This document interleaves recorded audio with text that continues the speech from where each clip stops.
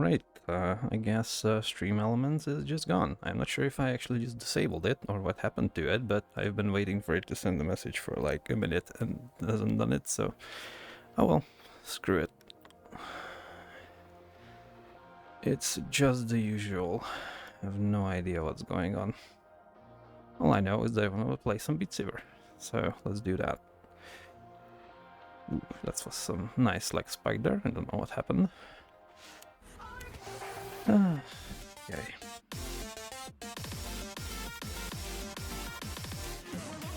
I did play a bit, and my hands are ever so slightly sore, so we're gonna see how long I last, but I'll make the best of it.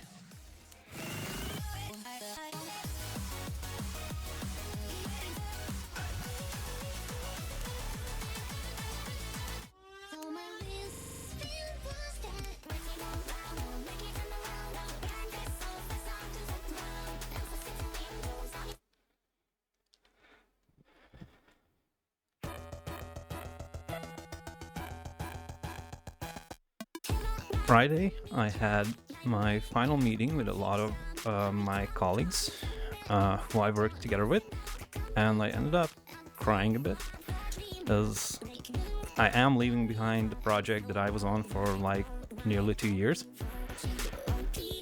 and it was a bit emotional. I wrote down like a short 3-paragraph parting speech, so to speak, and about 2 sentences in, I started tearing up, like when I was reading it, and even while writing it.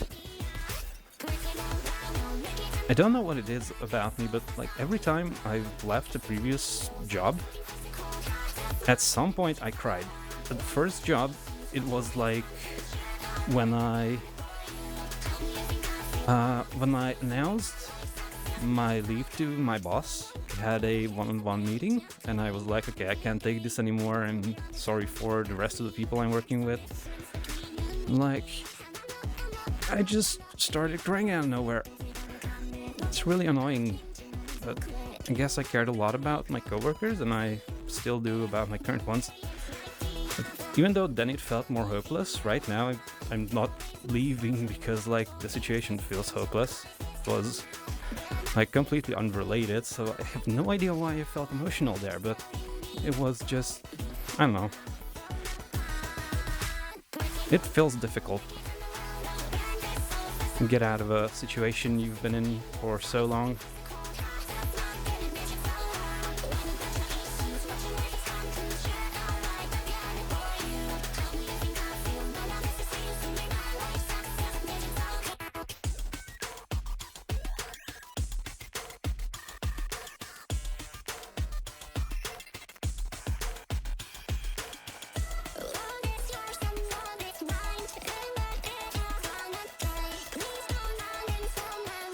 At least it was a lot easier to wait till the end of the year to do all this, because like it's not like there's a rush to do a whole bunch of things. Basically everybody's winding down, preparing for the holidays, and it's like, yeah, it seems about as peaceful as parting ways can go.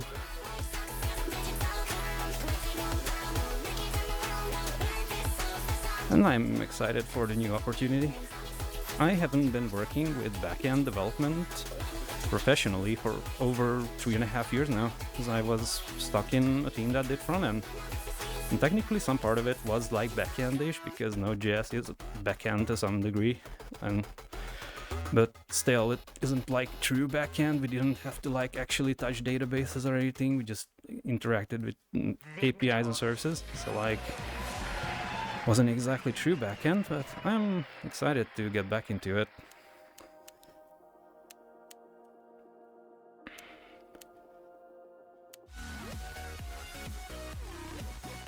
What are we doing in this one?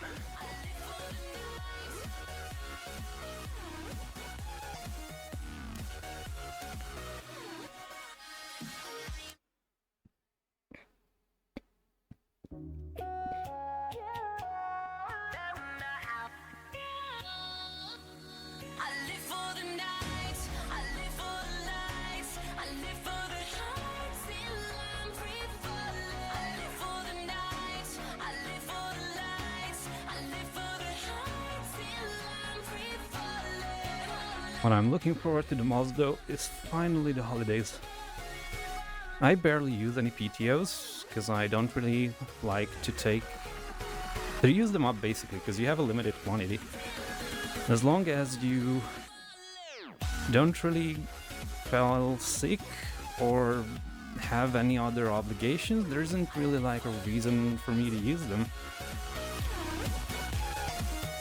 My surgery in October was a nice way to use it up while not losing any pay, because that took like 3 weeks of PTO from me.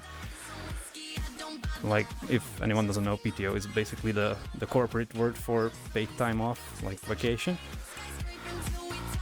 I used up 3 weeks worth of that in October, and you only have like 4 days left till the end of the year, so I took that out from the 22nd till the end of the year. Because the way the holidays work out, they just all fall on like weekends and weekdays that are connected to weekends, so like the entire holiday season and the time between them is basically like 3 days. Plus I took a Friday off to use up all 4 of them.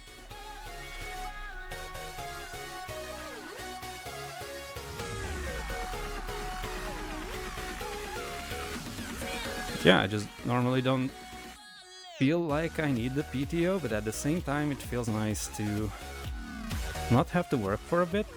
Like 2 days of rest is barely enough for anything.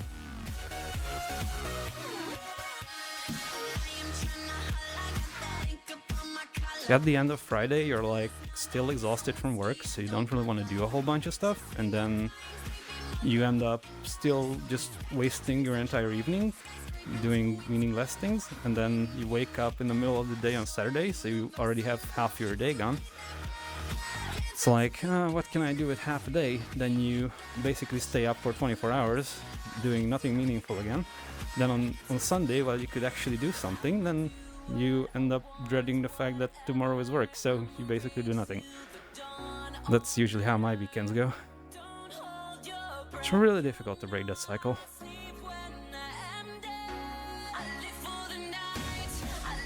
All I'm saying is 4-day work week can't come soon enough worldwide.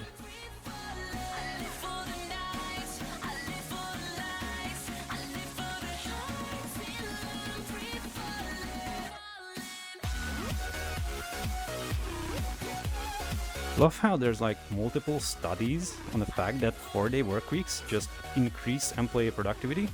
And by 4-day work week, I mean like the same pay but reduced working hours. And they have been proven by multiple companies to improve productivity. And still, some companies are just clinging to the 5-day work week. It's like their life depends on it. And I feel like it's more about control over the employees as opposed to wanting what's actually best for them or the company itself.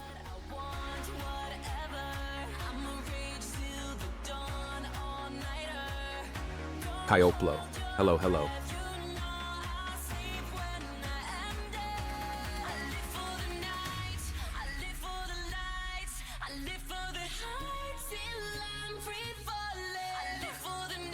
Hello there. I guess my TTS is not working correctly.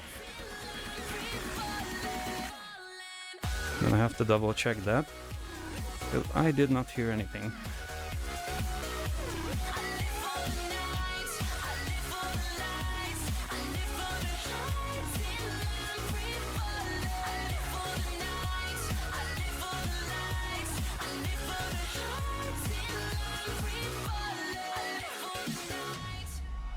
Hey, let's see what's going on there.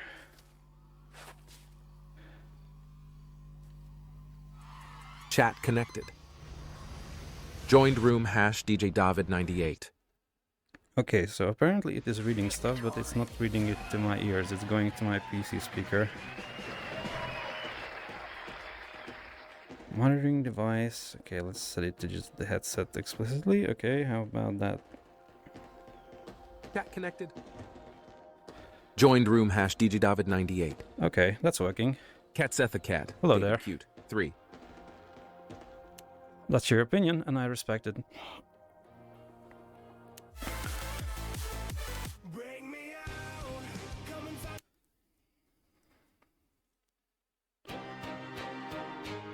Hey, Oplo, what's up? Catsethacat. I respect you respecting my facts. Up is a movie by Disney, I believe. Don't quote me on that though, I'm not fully sure.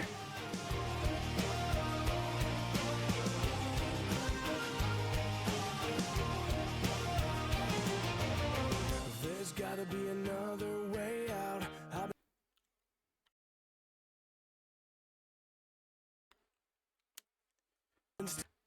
Okay, I was interrupted. Let's try that again.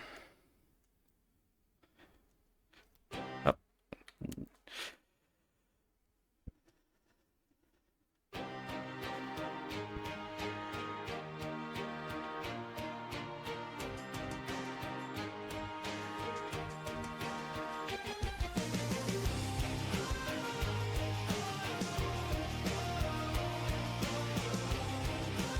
I was just talking about how I'm looking forward to the holidays and not having to work for a change.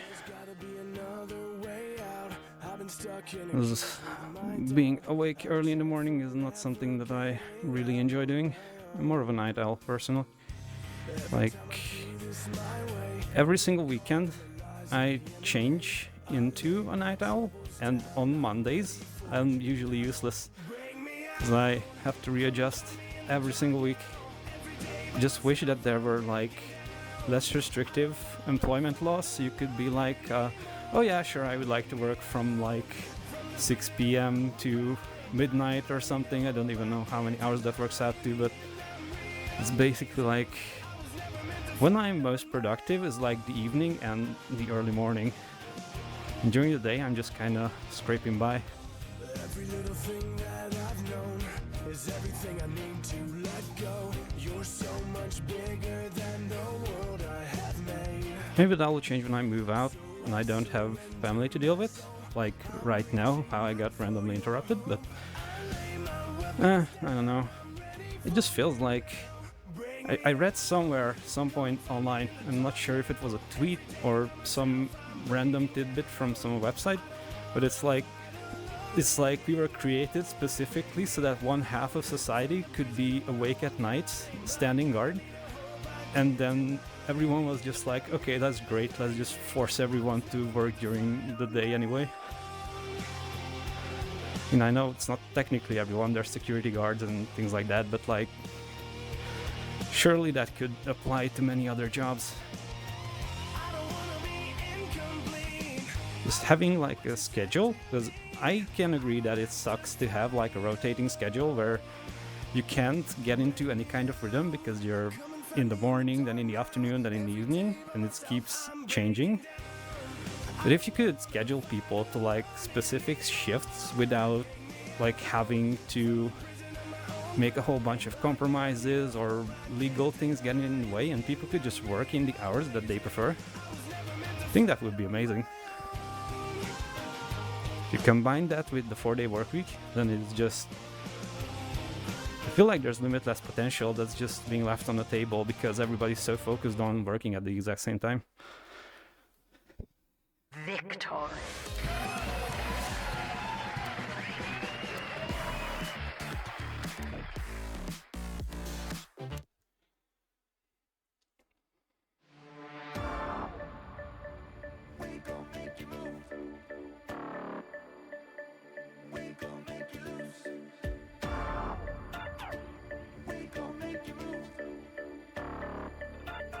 So baby, let's open tonight.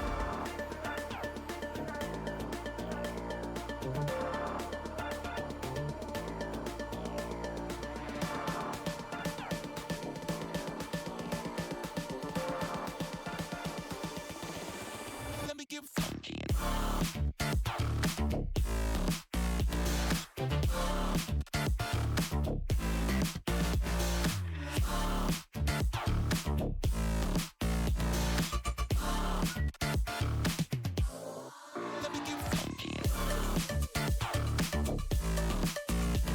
Hi, Oplo. I really like your obby. It's really cute. 3. Oh, thank you very much. A friend of mine helped with texturing, and the avatar base is Milo Fox's Kid Fox. We gon' make you move from side to side. We gon' make you lose all inside your mind.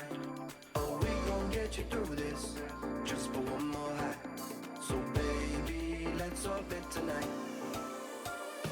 We gon' make you move from side to side. We gon' make you lose all inside your mind. Oh, we gon' get you through this just for one more. So baby, let's up it tonight. Let me get funky.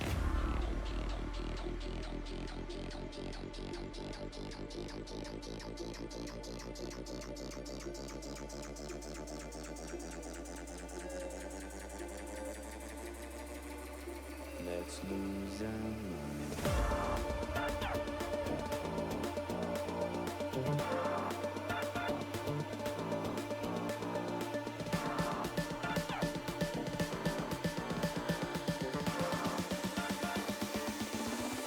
Let me get funky.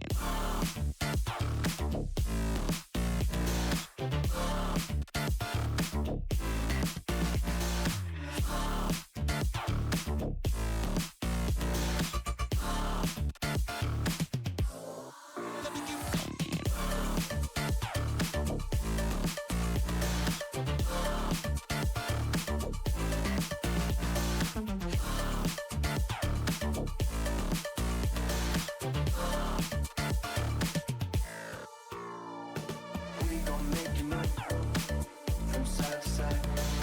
We gon' make you lose all inside your mind. Oh, we gon' get you through this just for one more night. So baby, let's up it tonight. We gon' make you move.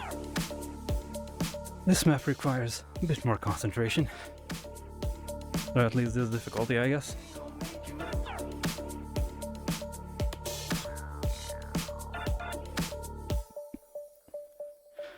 I don't even know if this was any better than my previous one.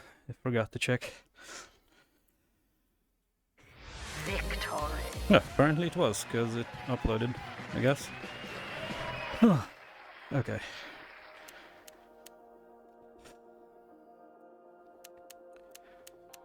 I always say it, but I really need to get back into the game. Every time I start playing for a bit, and then some stuff happens and I just don't end up playing for a while, and then I get out of practice, and then I get to get back into it again. Like at some point I was able to do over 6-star songs. I don't know how I managed to get there, but at some point I was, and then I just fell back down again.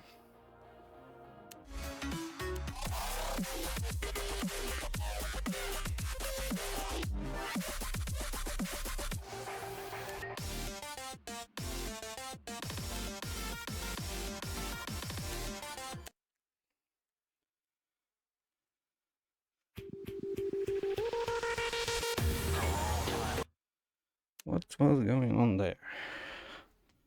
How was that a miss?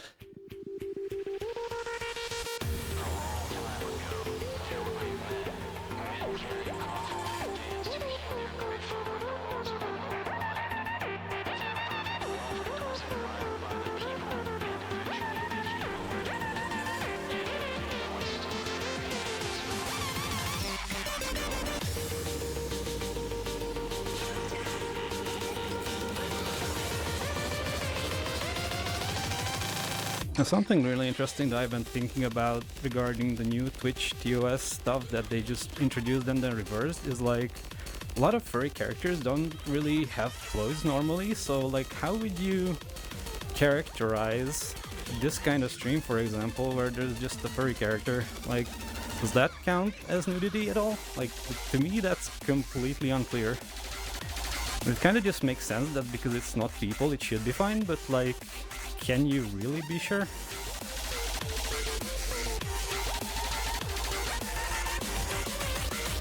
Because even in the artistic nudity version of that TOS, there was a clause that VTuber avatars specifically are not exempt from that restriction. So how does furries fit into this?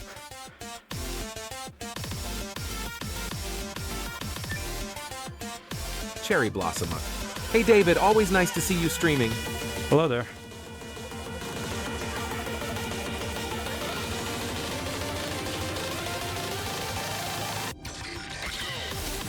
We were specifically having this conversation with a friend of mine earlier that how does one define being naked as a furry? Because you always have fur on, so like, is it when you don't wear clothing, or if you normally wear clothes when you take it off? Like, it's just such a gray area that I don't think anyone could reasonably come up with a single definition that fits all.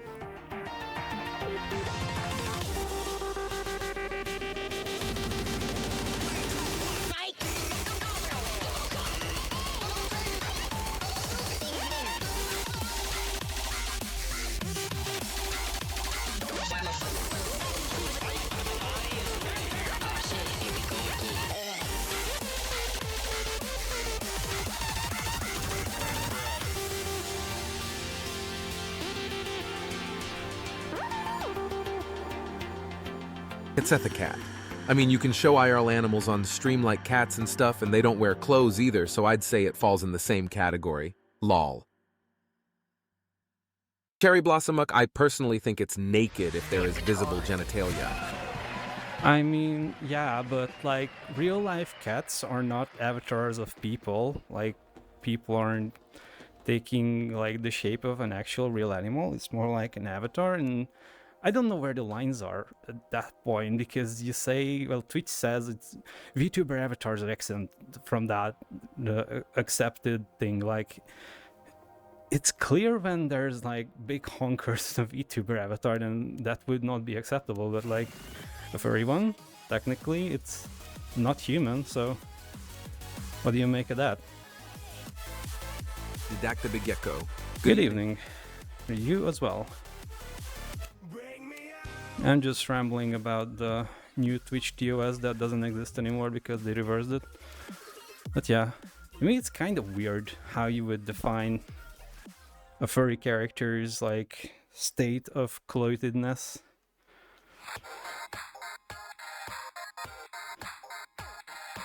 Didacta Gecko. People abused it, so... Cherry Blossomuk. But it's different because a cat is just a pet, an animal. VTuber avatars are still anthropomorphic, so as long as there is no visible genitalia, I believe it to be fine.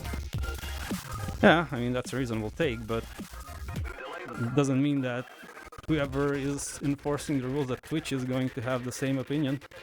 Unless it's like clearly written guidelines, which there doesn't seem to be any. But it just feels like a hotbed for potential selective enforcement based on who you like or don't like.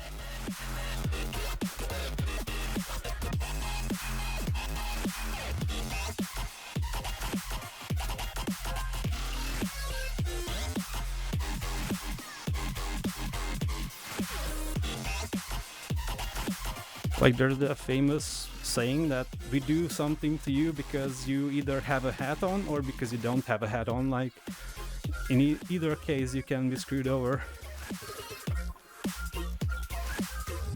And that seems to be the general theme with like most online platforms, because as long as they keep it vague, they can do anything they want. And it's a bit annoying. No, it's ironic coming from someone streaming on one of, if not the biggest streaming platforms, but like, ultimately, it's easy to get started on it, and that's why people don't like make their own, because that's where the audience is, that's where everybody is. And it's a bit of a shame that the internet turned into this centralized mess that we have now, because I think at the start of the internet, the idea was that everyone could have their own open website and do whatever they want on it without too much restriction. But then big corporations came along, then big payment processors came along, then advertisers came along, and at the end of the day, you're left with something that basically prevents many people from expressing themselves. There's some things that should not be expressed, I agree with that, but it also prevents other forms of expression that are only not acceptable to advertisers, basically. In many cases, platforms are just forced to take down stuff that advertisers don't agree with. Cranium. People are weird. Some put on pants even on their real pets, so they are not naked because things are visible. Asterisk if someone looks at them. I mean, those people are weird. Real animals don't need clothes, they have fur for a reason. The only reason why you would want to put clothes on your pets is because you like clothes on your pets, as far as I'm concerned. Maybe like certain medical conditions if the animal doesn't like produce enough fur or have some issues or maybe something like that, but I have a feeling that it's just something that we humans do to our pets that really shouldn't be doing, like the way they are genetically engineering certain breeds of dogs to have like shorter noses or whatever, and then makes them like suffocate for eternity. That's I think clothes can sometimes have a similar effect, like when you see cats or dogs just tiptoeing on their feet because someone put like little boot like thingies on them, and they're not supposed to have that. They have the paw pads to like feel the floor and stuff. It's like you put on latex gloves and you can't feel anything. Like, why would you do that to a pet? This just seems cruel to me.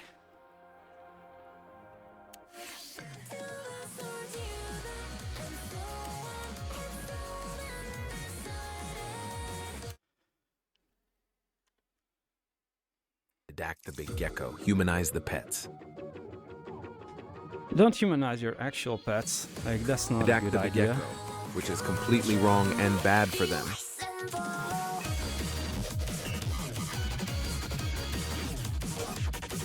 At best, you can humanize artistic depictions of your pets, sure, but like, don't subject actual animals to that torture.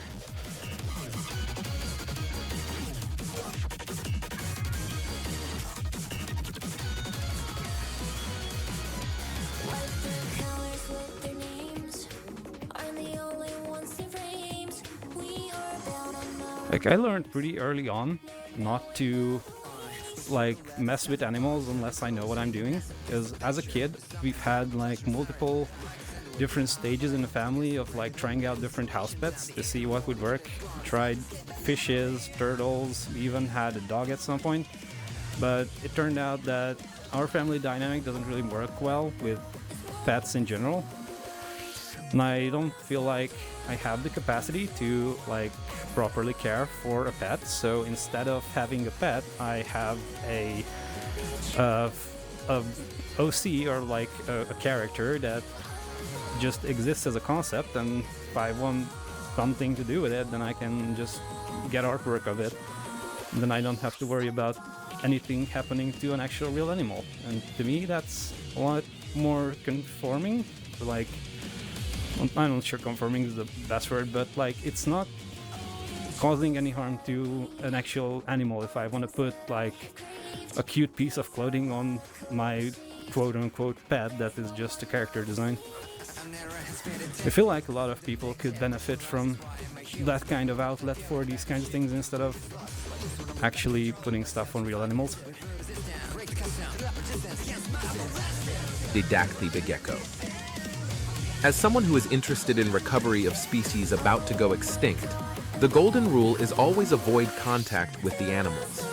If we keep getting our pets used to human stuff, then they will devolve. For example, fur in some animals might go away if we keep making them wear clothes. Yeah, that can be a problem too. Like, there's some species of wild animals that got used to humans feeding them, and they are now dependent on humans, so if anything happens to us, they die out with us, so that would be terrible. Like, I also have this feeling of like, if humans were to ever go extinct, it's not like... So people are talking about extinction level events as like the planet is going to go up in flames or something, but the more likely scenario, I think, is that the planet is going to be uninhabitable for humans. So like, even if we disappear, there's still gonna be a lot of wildlife and flora around that should still be able to survive after us, and it's like we're actively making it harder for anything else to survive at this point. I think that's wrong in some ways.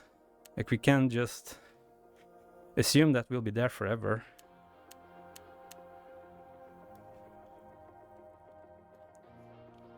Didact the big gecko.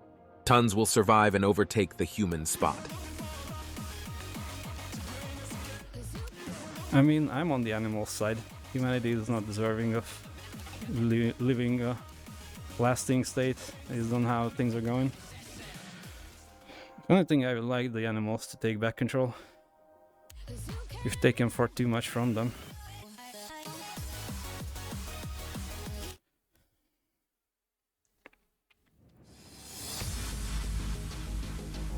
Drop your weapon, put your hands on your head, and get down on the ground. Sure, there's like some preservation efforts with some level of success, but at the end of the day, a lot of the species that did die out died out because of humans, not necessarily because they weren't fit for survival. So like, is it really saving stuff if you caused it to almost go extinct in the first place? Like, the effort is still commendable, of course, but like, we should be preventing things from getting to that state in the first place instead of having to like do damage control.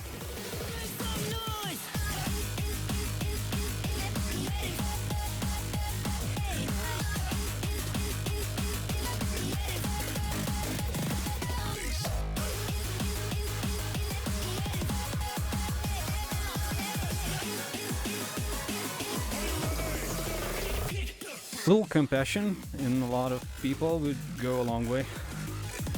Unfortunately, it feels like the best way to get ahead in life is to be as least compassionate as possible in terms of financial gain. Didacta begecko. The amount of species we kill each day is insane.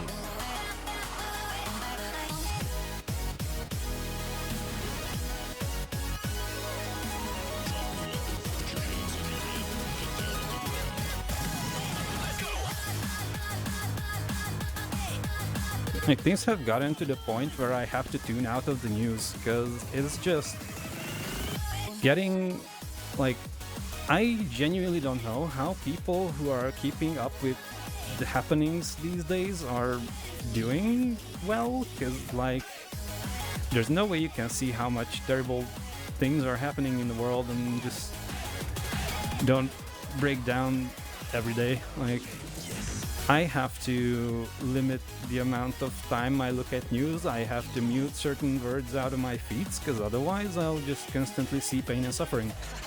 And the only thing I really want to see in my feeds is cute furry art, and that's about it.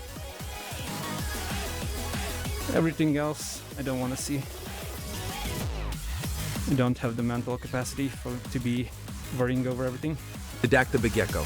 I tend to ignore the news every day. Things are just so chaotic.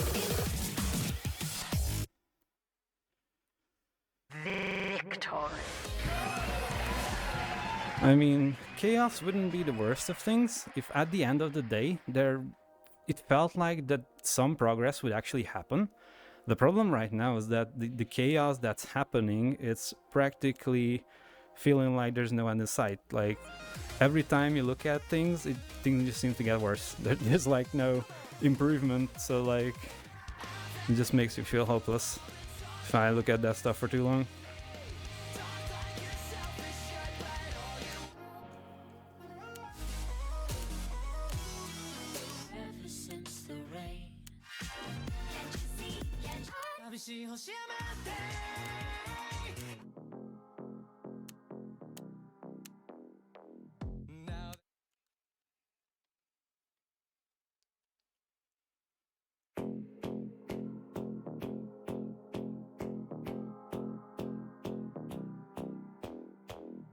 Didacta begecko. Indeed, but let's brighten the day. How have you been doing, and how has Beat Saber been treating you?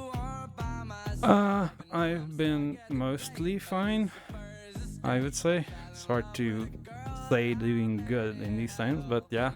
I mean, I'm still alive at least, so that's something.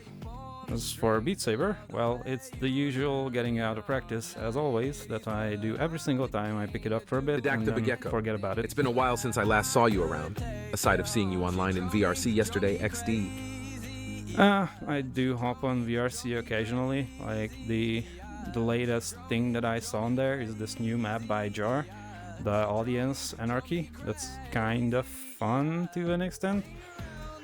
Like, it gives you the ability to act out some random stories and like vote on things and stuff, and it lets people submit words. I think that's kind of fun. It's like a new game. I'm not sure how new it is, because for a while I also wasn't really playing VRC much, but it seems like a fun one. It's definitely worth trying out.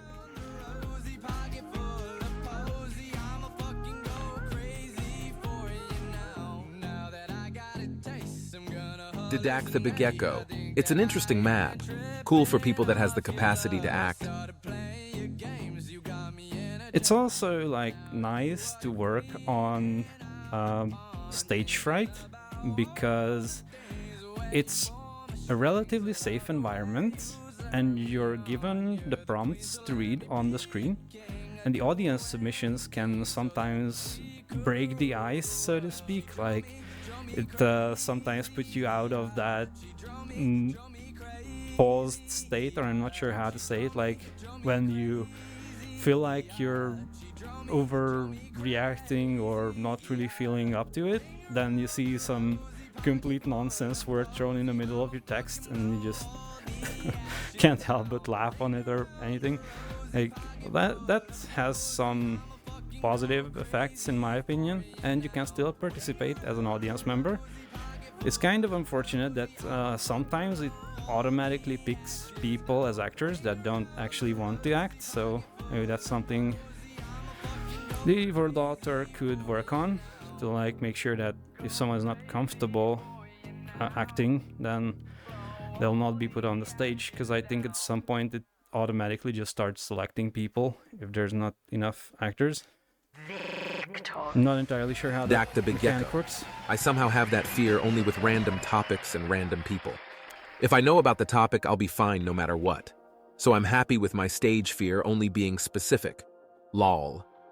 Yeah, I mean, that's good too, like to have some ability to present things, especially if you're knowledgeable on them. And I would say a map like that also helps with getting out of that state if you want to work on it. Like if you don't like that situation, then of course you just avoid it. But if you actively want to get out of that, then it can be a potential way to treat it with exposure therapy, I would say. It's probably the best way to describe it.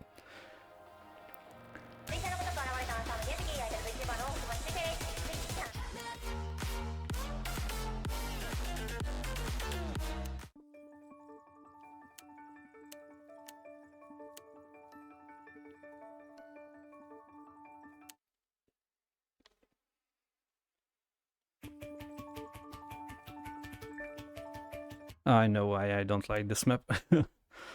Okay.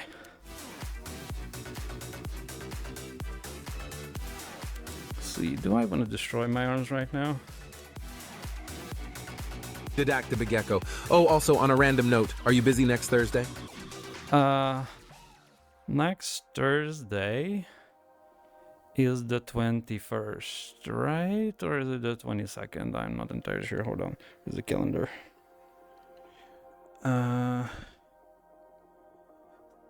21st. Yeah, 21st is gonna be my last work day at my current company. So in theory, I will be busy up until like 3 or 4 p.m.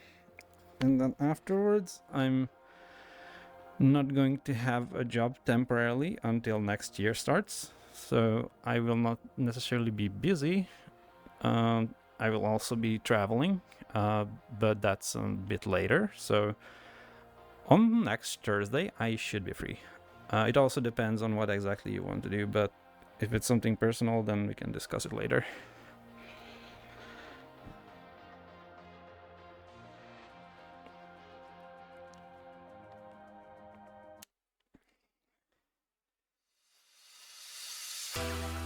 Didact the Big Gecko. Oh, you'll have a little Christmas holidays.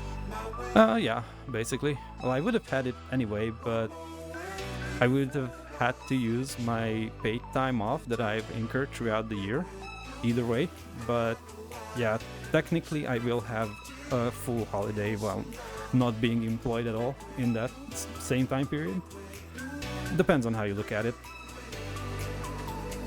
On paper, I'm still employed until the end of the year at the current company, and I'm going to sign the papers to get employed at the new company at the immediate start of next year. So like,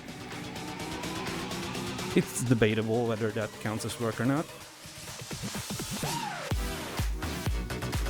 Didact the Big Gecko. And hope the holiday trip goes all right. I'll let you know about the topic in DMs if you prefer it that way. I mean, it depends on the topic. If it's private, then yeah, you should probably not post it publicly. Okay, this map's too strong.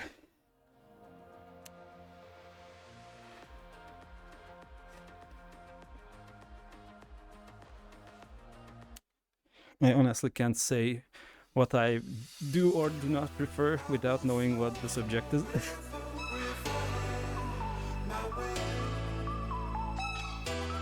One more way before I finish home. The gin, liquid blue, and the white. So perfect in this light. Liquid blue. Didactic Gecko. According to Twitch, we are 2 viewers, so it's not something super personal. I'll mention it here. It's literally being recorded and will be posted to YouTube. So anything you do, assume it's public.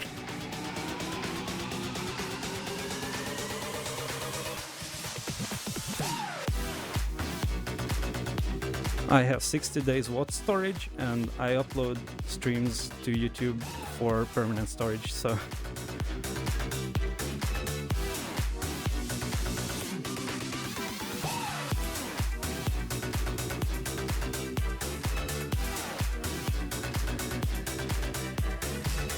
Didactic Gecko. Oh,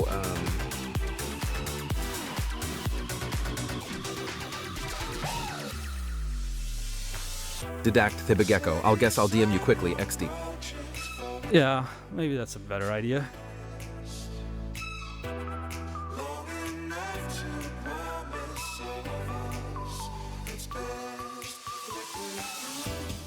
Yeah, with like streams and anything that happens in like VRC public worlds or any games that you're playing with randoms, it's best to assume that whatever you do can and will be recorded and published online.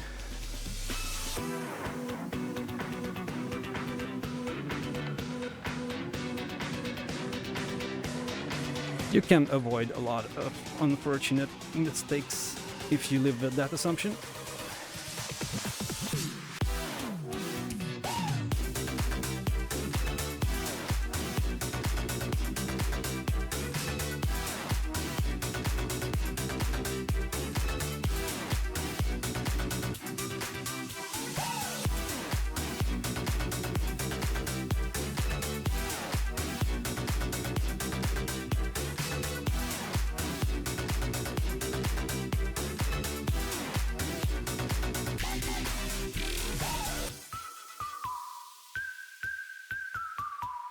That felt like a new personal best. I don't know it actually was, but it felt pretty good. Oh, apparently not. Okay, oh well. I'm gonna take a quick break. I'll be right back in like 5 minutes. Didactic Gecko. And sent Right, I'll take a look at it during the break. Didactic Gecko. No rush to read asterisk.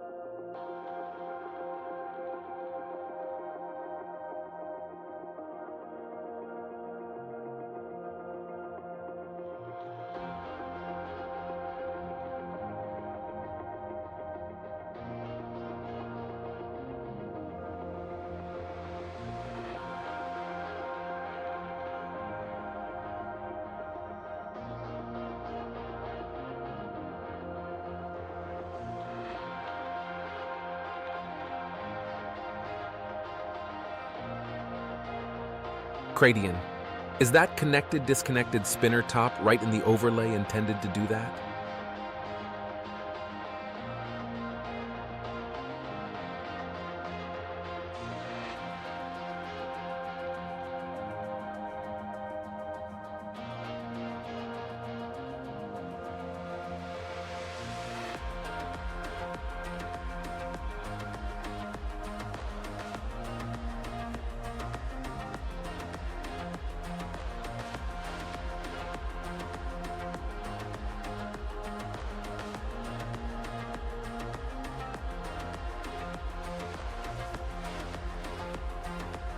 DJ David 98.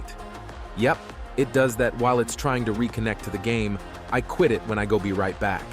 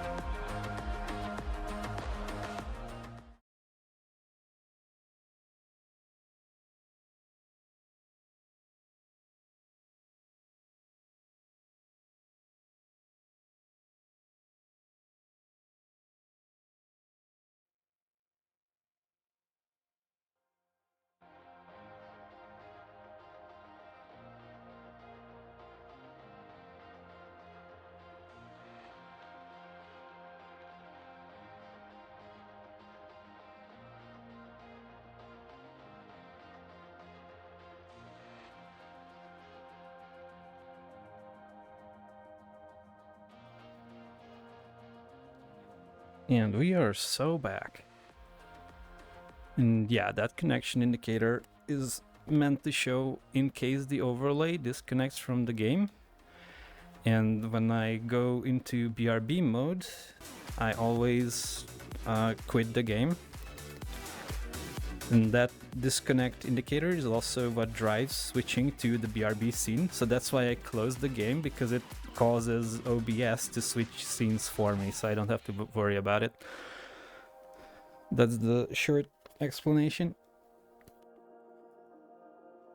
I need to rework that at some point, because I think I've had some issues with the past with the scene switching thing. But it seems to work good enough, and while it's still working, kind of clever. I want to not mess with it too much, because even the current state of the overlay is like severely over-engineered for what it needs to do. And I was back when I was integrating it with OBS, I was like, let's do the simplest possible thing. And it's like, okay, if the game is disconnected, just switch to a different scene, and it's just doing that. And as soon as it reconnects, it switches back. So I can't really have a second scene because as soon as I try to like, okay, I'm going to manually BRB, it immediately switches back because the game is still open. So it's just, yeah, it has some flaws, but it works well enough for my needs at least. If at any point I actually need to change that, then I probably will, but it's the Yagni principle, as it's called in software engineering, where you don't develop something until you actually need it. And I am a big fan of that.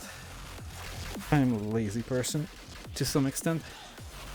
I'm lazy in some aspects. I don't mind spending time on things when I know that it has to be good and resilient, but if something just needs to work, then I'm lazy. As long as it works. Like just today, I added support into the overlay that it would pick a female voice for the TTS if somebody has she, her, or she, they pronouns. Before that, it was just like hard-coded male voice. Now I actually made that configurable, and I'm thinking that if at any point I reach when I can finally do redeems and stuff, and to have like TTS voice changing redeems so that you could actually select like the type of voice you have, because there's like 20 something built-in voices into this thing. I'm using 11 Labs TTS and they have a whole bunch of built-in voices, so I just picked the first male voice that is meant for narration, and that was the original and still the current voice for most messages. But if somebody has a she, her, or she, they pronouns in their Twitch pronoun thing that basically everybody's using, then it will read out with a female narration voice. So that's like the latest improvement that I did just this morning. I'm not yet been able to test it because I haven't seen any viewers with it, but at least it's there now, so I will definitely notice when it happens. And I still have some other plans for the overlay, but it's like, I don't really stream all that much. Do I really want to spend time on this? And it's like, yeah, I should, but then there's like 3 other projects that I could be working on, and it's like, At some point you have to just manage your time.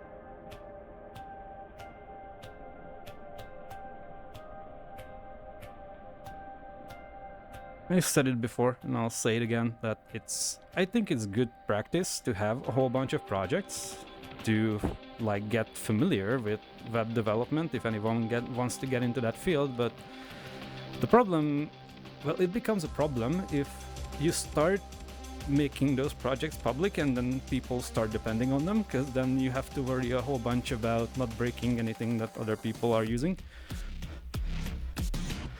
So if I can have one advice for anyone who is getting into development, don't publish your projects until you feel like other people should be using them and you want to support it.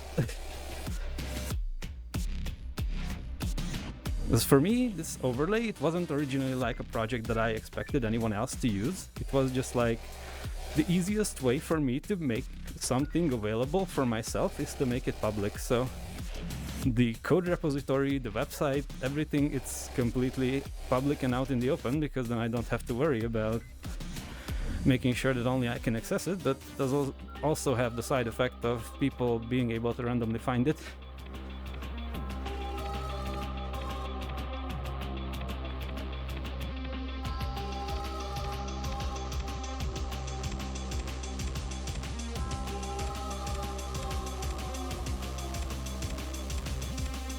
It's also good that get practice with like maintaining multiple versions of things and making sure things don't break for other people. That's a whole different area of expertise, but if it wasn't your original plan, it can catch you off guard. And someone messages you like, hey, your overlay broke, and I'm like, what overlay? How did you even find it?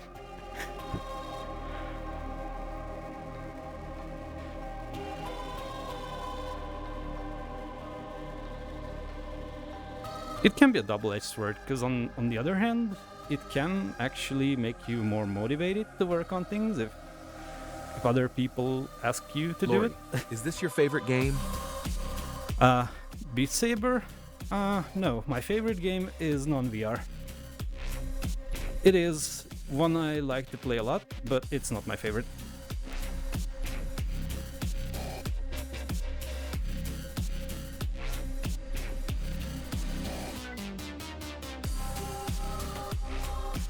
My actual favorite game is a racing game from 2010 called Split Second, and it's still the best game ever made, and I will die on that hill. Lori, why is the stream 18 plus? Because I don't want any kids watching. 'Cause I hate children, they're the worst. You're welcome.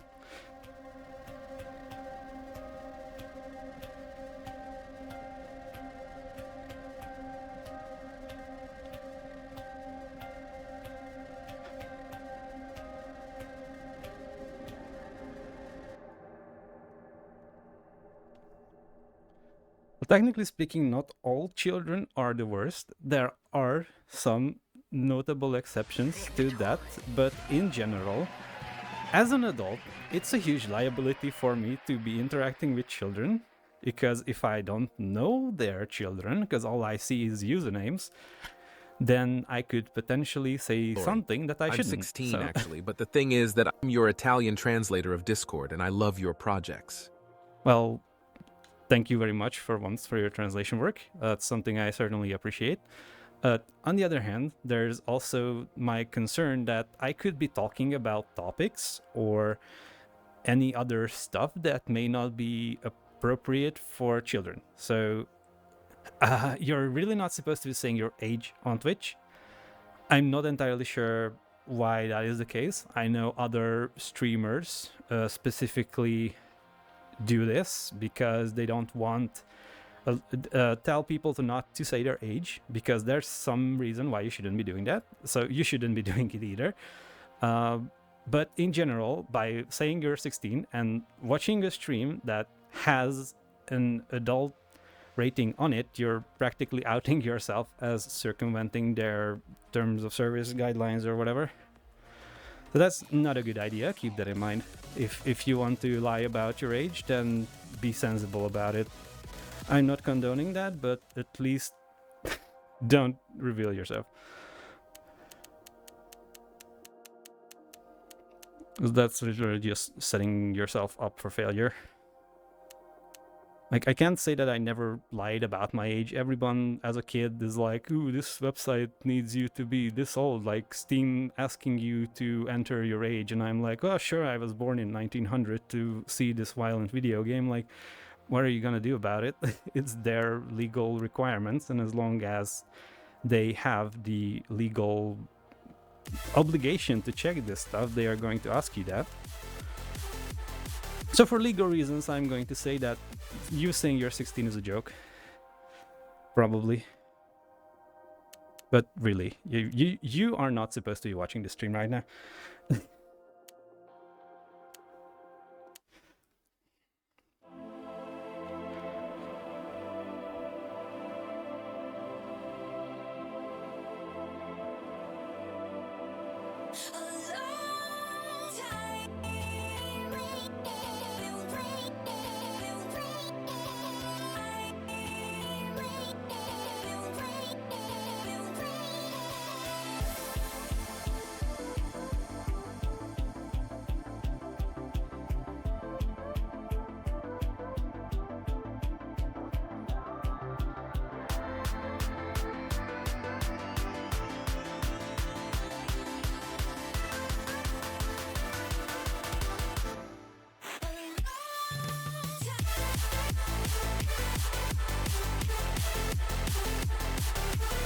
Radiant. It's the same like when one wolf starts howling. Someone says their age, someone else too, etc., etc. And if you have your stream set to 18 plus, the Twitch TOS actually state that you as streamer has to ban viewers below 18 from your channel. Otherwise, you as streamer can get in trouble by disregard Twitch. Okay, TOS. that is good to know. That makes a lot of sense, actually. So, in that case, I'm extremely sorry to say this, but... where is this? Guess I wasn't attentive enough when totally reading the Twitch TOS. Wink, wink. Wait, where is this? There.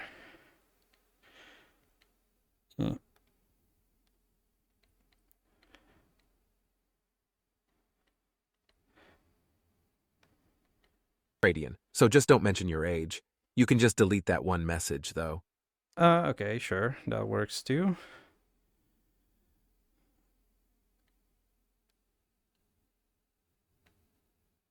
Does this work if I do that?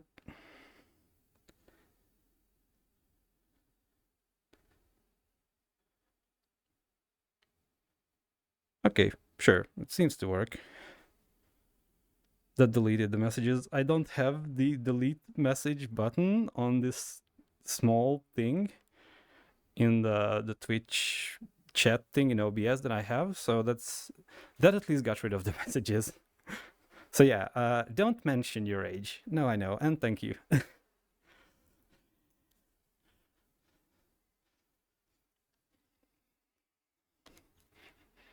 I can also probably like make something in the overlay itself so that if someone does say their I'm a number, then it can automatically delete it or something, or within like my chatbot itself.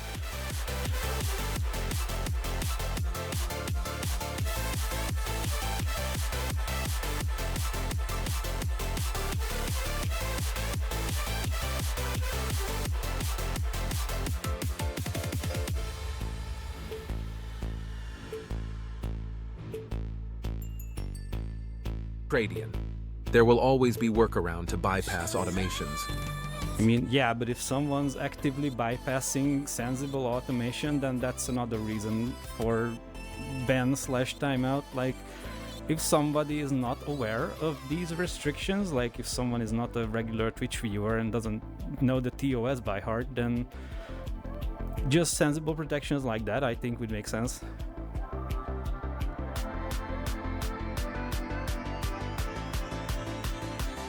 And if someone is actively bypassing it, then that's their problem. I mean, what comes after as consequences for them is their problem.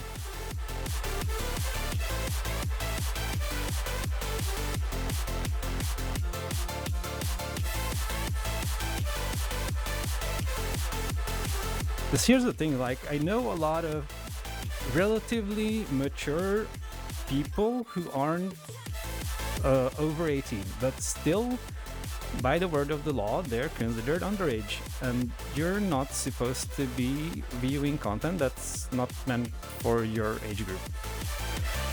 Because I do genuinely like swear and mention sometimes explicit themes, joke around, could potentially play songs with explicit content in them, so it's not like the marker is completely bogus. There's no like actual visual content like on the stream itself, but the audio itself could be considered mature. Guess Murphy's Law will ring a bell for you when working with software engineering circumflex. Yeah, it does. Anything that can break is going to break at some point.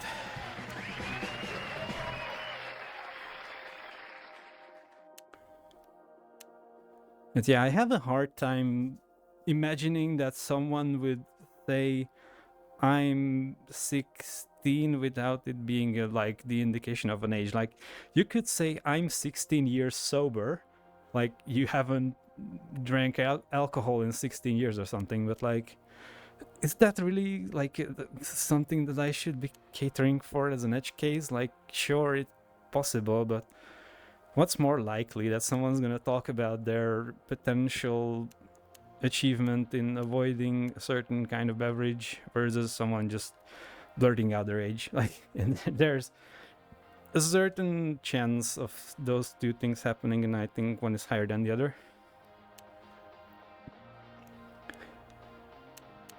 And I mean, it's better to be safe than sorry, as far as I'm concerned.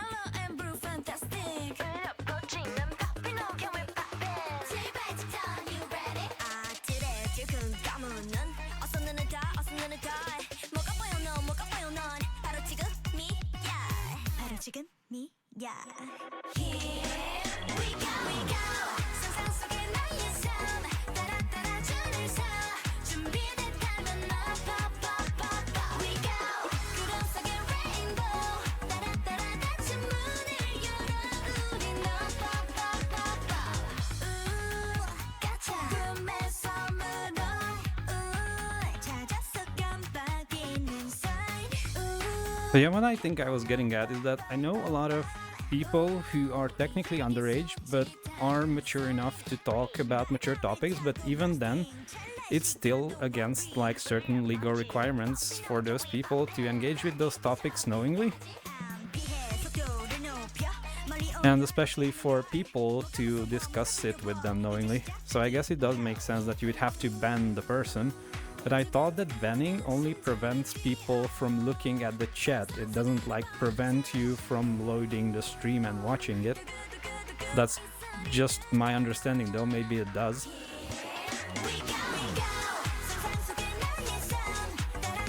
So technically, I think it doesn't prevent you from looking at the stream, it just prevents you from interacting, like following or Great. that kind of stuff. I never managed to get banned from a channel, so I became...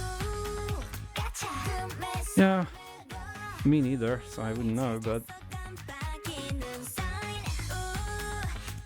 still I feel like it's probably not as effective as it could potentially be. Like, why don't you ask people their age when they sign up and just don't even show the stream? And then if somebody lies about their age in their Twitch account, then it shouldn't be up to me to ban them off my stream. It should be up to Twitch to prevent them from seeing my stream in the first place. Like,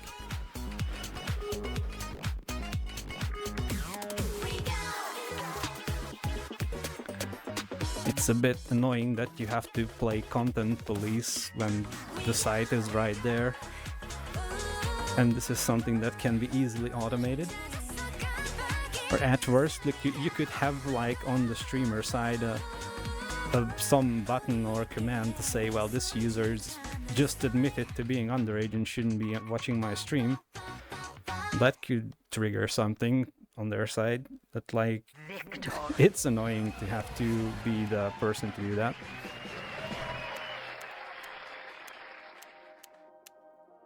Like when you open the stream, there's a huge warning that says this stream is not safe for non-adults. Why are you here? I can't help people who just click through that anyway. Black Parrot, good morning. Good morning to you as well. We're just discussing Twitch stuff. Cradian. Twitch even has an parents function, but kids nowadays are clever enough to don't tell their parents and just put whatever into registrations forms. I mean, yeah, that's the problem with any parental controls. As long as you're not in the generation that literally grew up with this technology and knows that parental controls even exist, it's completely pointless. Like at some point EA was trying to defend loot boxes, saying that, well, actually there's parental controls you can put on the account to prevent children from draining your credit cards or whatever. And guess what? Parents don't think that a football game is going to drain their bank account, but oh well. I guess they also don't want to outright ban children, because then they won't get the ad revenue. They'll only really take action if it starts to be a liability for them, as opposed to a potential source of income.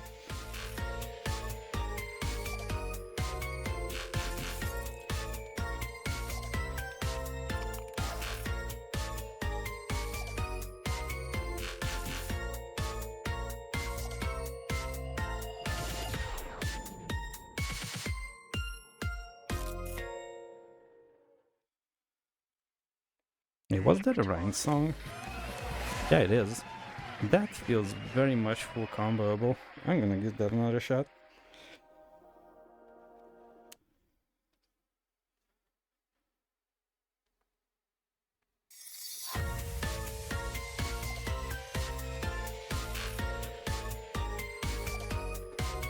Nope. Don't want to destroy my controllers. Let's keep that one. Lori, BTW, I love the overlay you made for Beat Saber. Oh, thank you. I took a lot of inspiration from other places, like especially the Black Paris stream. I took a lot of inspiration from that. And I still try to be original and not actively steal it. I like to give things my own personal way of doing it. There's a lot of things that I like about Lori, other people's. from which device are you playing? I'm on PC, SteamVR. So there's a lot of things that I like about other people's work, and I make sure that if I do include them, that I credit them properly. As at the end of the day, the worst thing is if you do something and then you don't mention that it was taken from someone. But if you do use it, but are open about the fact that you're using it and give credit where credit is due, then I personally consider it perfectly fine.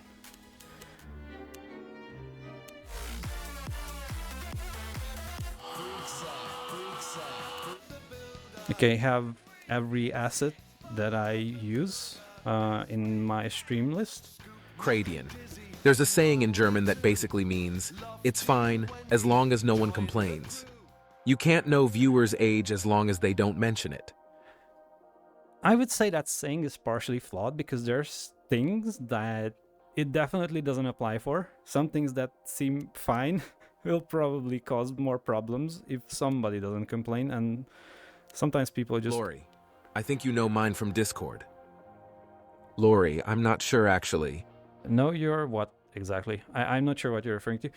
But yeah, if there's if people don't mention things, that doesn't mean that there isn't a problem. That just means that you won't be aware of the problem. So if you are content with being unaware of problems, then that's one way to go about it. But generally speaking, at least in my field, if someone in my team doesn't complain about something, then I won't know that something is broken. Then I won't know to help them or to know to fix it. So from my perspective, I would rather know about things that are issues so I can actually work on them, instead of just having them exist without me knowing.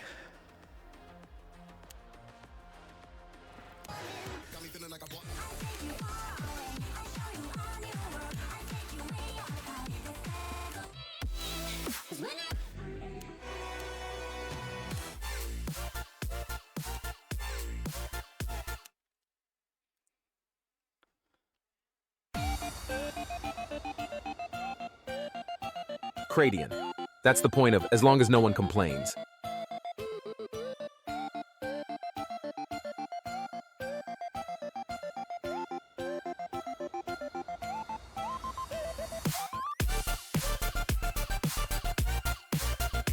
Well, I mean, if you don't complain that your wall is getting wet from rain, then eventually it's going to fall over and you'll not have that wall of your house, and then you will have problems and you will maybe reconsider complaining in the future. But like, there may be some issues you can prevent with that, yeah, but I don't know.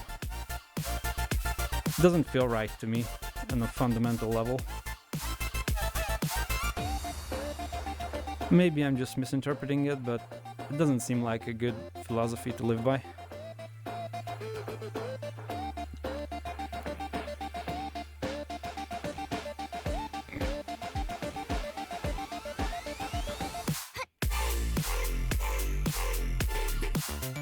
Lori, are you using controller to play? Yeah, I am using a Steam VR like Knuckles index controllers, so this is a VR game, so I'm just using whatever came with the index.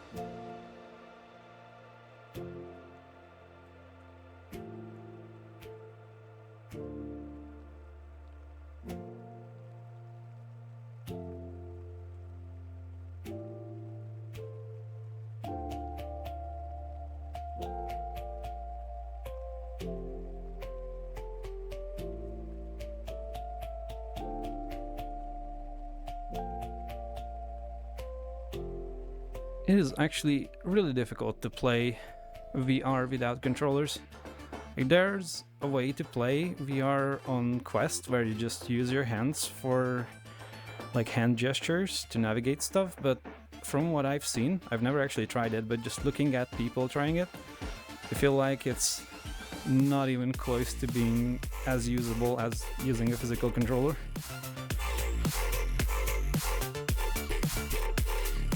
Like, even just the fact that it's inside-out tracked, that's already causing a lot of potential latency and delay, in my opinion, because you have a lot of image processing to do instead of just the IR signal coming from Steam VR base stations.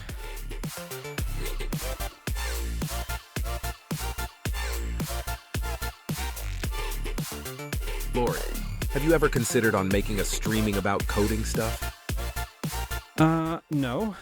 The main reason why is because when you're working with code, even though most of the code itself is open source that I work with, there's still a chance to have certain elements of the code that are not supposed to be public, like private keys and ways to authenticate with services that I don't necessarily want broadcasted anywhere.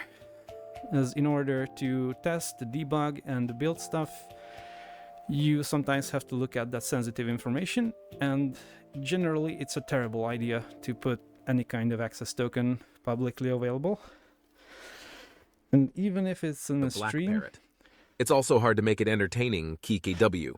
Victor. that too, like, coding is not as sexy as people think it is. It's not like when during a movie you see some guy smashing their keyboard and a whole bunch of windows appear and all sorts of spinny graphics pop up. Like, it's more like, why is this thing that I'm trying to build not working in this specific way, and then going back and forth 20 times trying to make it work, and then either succeeding or failing and then giving up on life?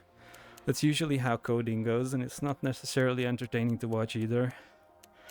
The result of it can sometimes look entertaining, and I do like to share like the outcomes when I'm working on stuff, but the process itself can be not exactly fun to watch, and also a few choice swear words might get in there. Yeah, on Twitch, you can find more games that code stuff. But as a programmer, I also like watching coding ones. gaming is a bit different because with the game development, I think you have a lot more visual things happening. The kinds of development that I do, it's not necessarily as exciting. I'm mostly working on tools for other people to use and not necessarily stuff that are entertaining on their own. So like I'm not spending my time developing standalone games that are fun to look at. I'm spending my time building tools for people to use so they can save time or whatever. Like it's not something that's extremely visual and really worth watching, honestly. Like the way I develop something, there's a lot of stuff that goes into it, and besides the fact that I don't want to reveal like secret keys, it's also just the fact that the way I develop is not really compatible with how streaming works. Lori. I also don't like game developer. I like developing more utility staff. I actually never tried developing a game and I don't want to. It's difficult and it's not interesting for me. So the problem with me and development is that I need to have a quiet and mood to focus. Cradian. Entertainment depends on viewers' interests. But if someone want to focus on one thing, they may get too distracted. They actually work by 3 people writing in chat anyway. Yeah, like that's what I'm trying to get at, is that if there's people interacting in the chat and then I'm expected to like be entertaining, quote unquote, then I actually get no work done. I actually hate when I'm at work and I need to pair program with someone because there's like not enough work for all the developers. So we just say, okay, well, 2 people work on that or 3 people work on that thing. And it's like, if I'm being watched while I'm doing the coding, it actually makes me cause more mistakes because I'm more anxious. So it's like, it's making it harder for me to do anything if I'm being watched. And that's also part of the reason why I don't generally like to stream coding, because I like to, if I say that I'm coding and I'm focusing on that. Like if you try to discuss something with me while I'm in the middle of trying to solve some difficult thing in the code, then you're probably not going to get much out of me. Because I just get into this mindset of, okay, I need to fix this right now. I'm not going to do anything else until that's fixed. And if I was streaming in that time, either I'm not going to get into that mindset, or once I'm in there, I stop paying attention to what's happening to the stream. So like, you gotta balance those things. And Beat Saber is kind of like a game where if you get to a certain point, you can have some meaningful conversation while also playing it. So it's like kind of the perfect game for streaming, in my opinion. There's sometimes when you need to like really focus, but The other side of pair programming is not easy as well. When the person writing asks you 3 questions when you still think about the first one. thankfully I haven't had that too much. Like generally when I pair program with people, at least at work, they tend to be respectful and not ask a whole bunch of stuff at the same time, or I can make a pause and think about all their questions all at the same time.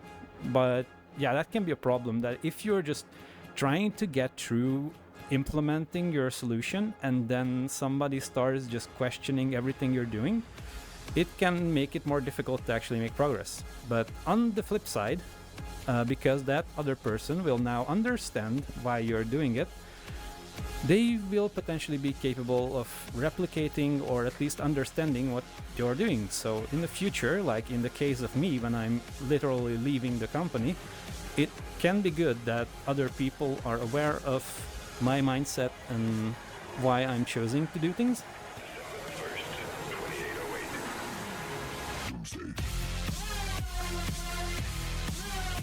So I'm very much the kind of person who doesn't like to so there's this term called coding for job security, which is like you make the code as unreadable and unusable as possible so that you will have work in the future. And that's something that I'm not a big fan of. Like, you're supposed to code in a way that you can be technically replaced at any point, which is bad for job security, but it's great if you hate doing knowledge transfers, because I'm a person that hates doing knowledge transfers. So I would much rather write code so that if somebody needs to use it in the future, they can just figure out what it does without ever talking to me. That's a symptom of being introverted, but like, I would much rather make sure that if somebody looks at that piece of code, they never ask me any questions. And if they do, I change the code to make sure people don't ask me ever again. So maybe it's not the best strategy, but Cradian, security by obscurity is a stupid concept. see, that's two different things. Security by obscurity is about preventing attacks to your code or infrastructure. In this case, the security is more in terms of like you're going to have to hold on to your job because nobody else understands what you're doing. So there's the aspect of preventing intrusion into your application by hiding certain stuff from outsiders. And then there's preventing intrusion to your place of work by making sure that nobody else can take your place when they are doing like layoffs or something.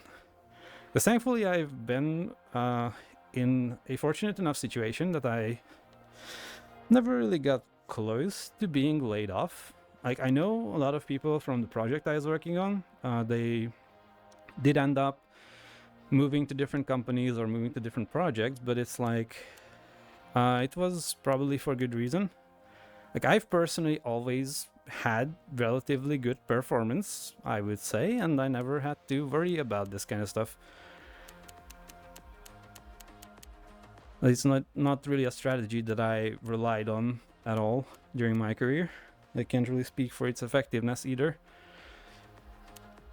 I feel like it's generally worse if you try to do clever things in order to keep your current position. Maybe if you like talking to people a lot and if you get a lot out of talking with your coworkers about what your code that you just wrote does, then sure, by all means, make it as hard to understand as possible. But I'm not that kind of person. How long have I been going for? 1.5 hours. I'm gonna take another quick break. I'll be right back. About 5 minutes.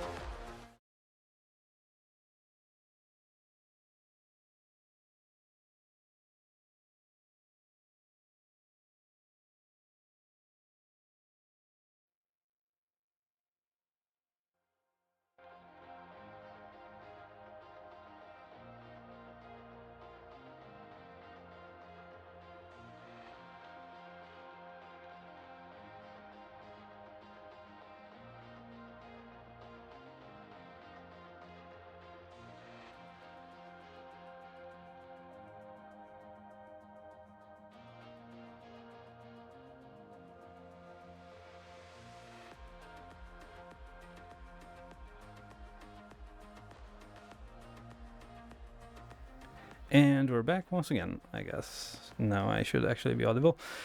Right. Yeah, so on the topic of like giving credit and stuff, I have been thinking about something to add to the stream and screen as the data puller mod that I think quite a few people use. It was like, I'm not gonna say abandoned because technically it never was posted officially anywhere, but as far as I could tell, like the original maintainer of the mod just stopped maintaining it. So like I've taken the liberty of like making a fork of it and doing some updates to it. I was also thinking like adding some way to get a list of all the installed mods in the game. I'm not sure exactly how I could go about doing that, but if there's some kind of API for it, then I could write some way to request that information from the game. Then I could have like a post-stream credits the thing when it just lists all the mods that I had installed during that stream. So that's something that I was thinking about. It's technically the only thing that I don't have listed on my Twitch thing, like all the mods that I use. Because there's like quite a few. Like just scrolling through this list that half invisible on the stream right now, there's like over 20. And probably some don't even have like a button in the list. So that's something that I definitely want to get around to doing. And I could add it into the data puller mod itself, because I have my custom build anyways. There was some things that needed fixing in it, like the misses weren't calculated accurately in the original version, and it had a pull request that fixes it, but that pull request has never merged, so it was still wrong in the original mod, so I had to merge those pull requests in to my fork, and then it seems to be counting misses correctly. This has been like ages ago. Yeah. It's a bit unfortunate because I really like the mod itself and I wish that the original creator did more with it. But it's the way of life. Like, I guess mods just come and go. People are not interested in maintaining them anymore. Like, I also have another mod, the one that does Discord rich presence for Beat Saber. So if you install the mod, you get currently playing song information on your Discord instead of just saying playing Beat Saber. It actually says the song, it does the album art, things like that. And that mod needed another mod that was called Discord Core, which also wasn't maintained. So I had to like update that mod too and like find the version of the Discord SDK that would actually work with it. And like I didn't want any of this. I just wanted rich presence. I didn't want to become a mod maintainer, but I guess it's what it is now. And it's like dubious because the people who originally developed it, if they disappear, then if you release the mod again, are you then taking over or taking credit for something you didn't write? It's like a tricky situation. So in the mod itself, I still kept the original name of the person who wrote it, like the manifest file. But on the Beatmods website, I have no way to upload as someone else. So I had to use my own account. So it technically says that I uploaded the mod. So it's a difficult thing. But I just want to have stuff that works. And if somebody else gives up on maintaining it, then I guess I have to do it myself.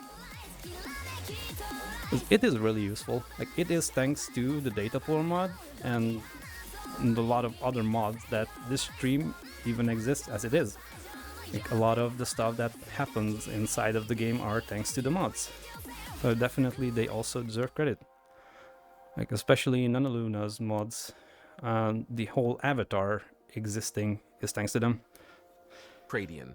Many people have taken over other people's mod when they, for example, stopped playing the game, and therefore can't care about the mods anymore. Yeah. I mean, I just wish there was a more transparent path for that, because the only way to figure out I don't think you can have multiple authors for a mod. You can just have a single author field and then you put whatever you want in there. It could be nice to have like a list of authors, so whoever contributed to the mod could just add their name to that. But I don't know.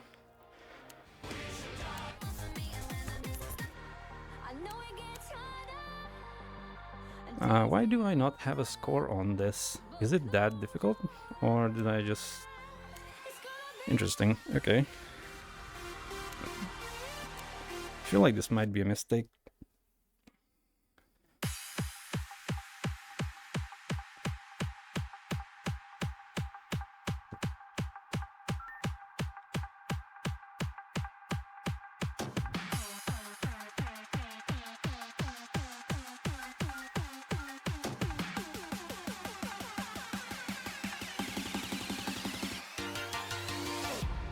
Yes, I know exactly why I don't have a score on this, and I am not interested in that. Let's skip that one.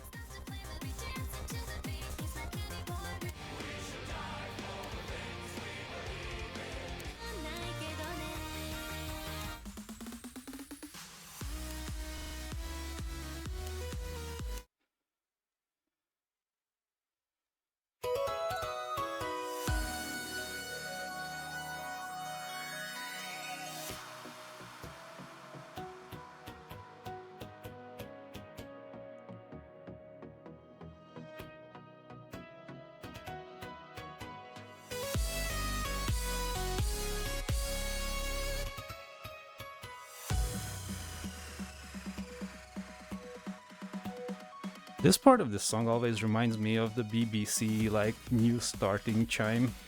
I'm not sure what exactly it's called. Like every time I hear this beat, it just reminds me of that.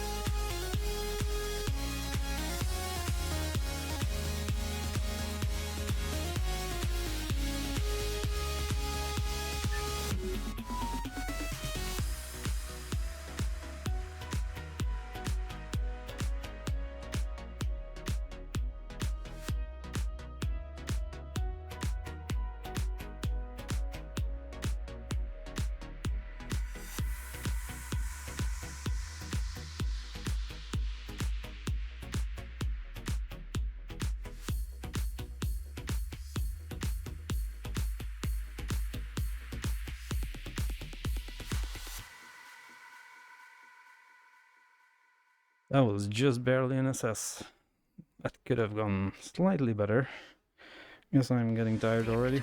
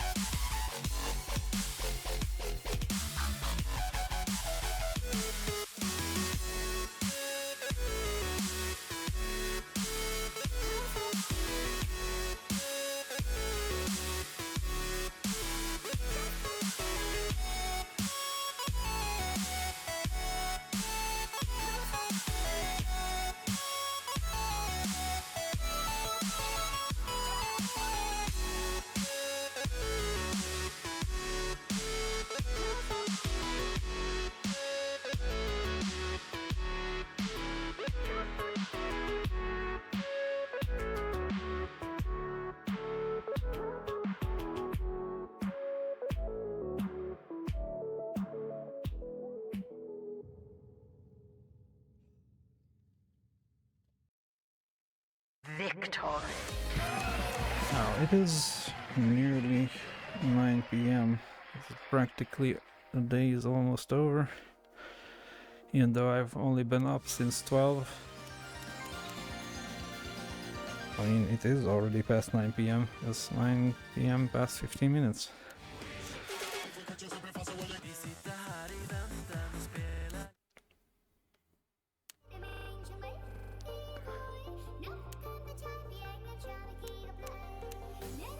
The funny thing is that I was messing around in the settings for like an hour, just doing stuff like fixing the grip, the way the grip looks in the avatar, because when I reinstalled it I lost my settings for that too. I was just messing around for like an hour. I could have started an hour earlier if I wasn't just content on wasting time.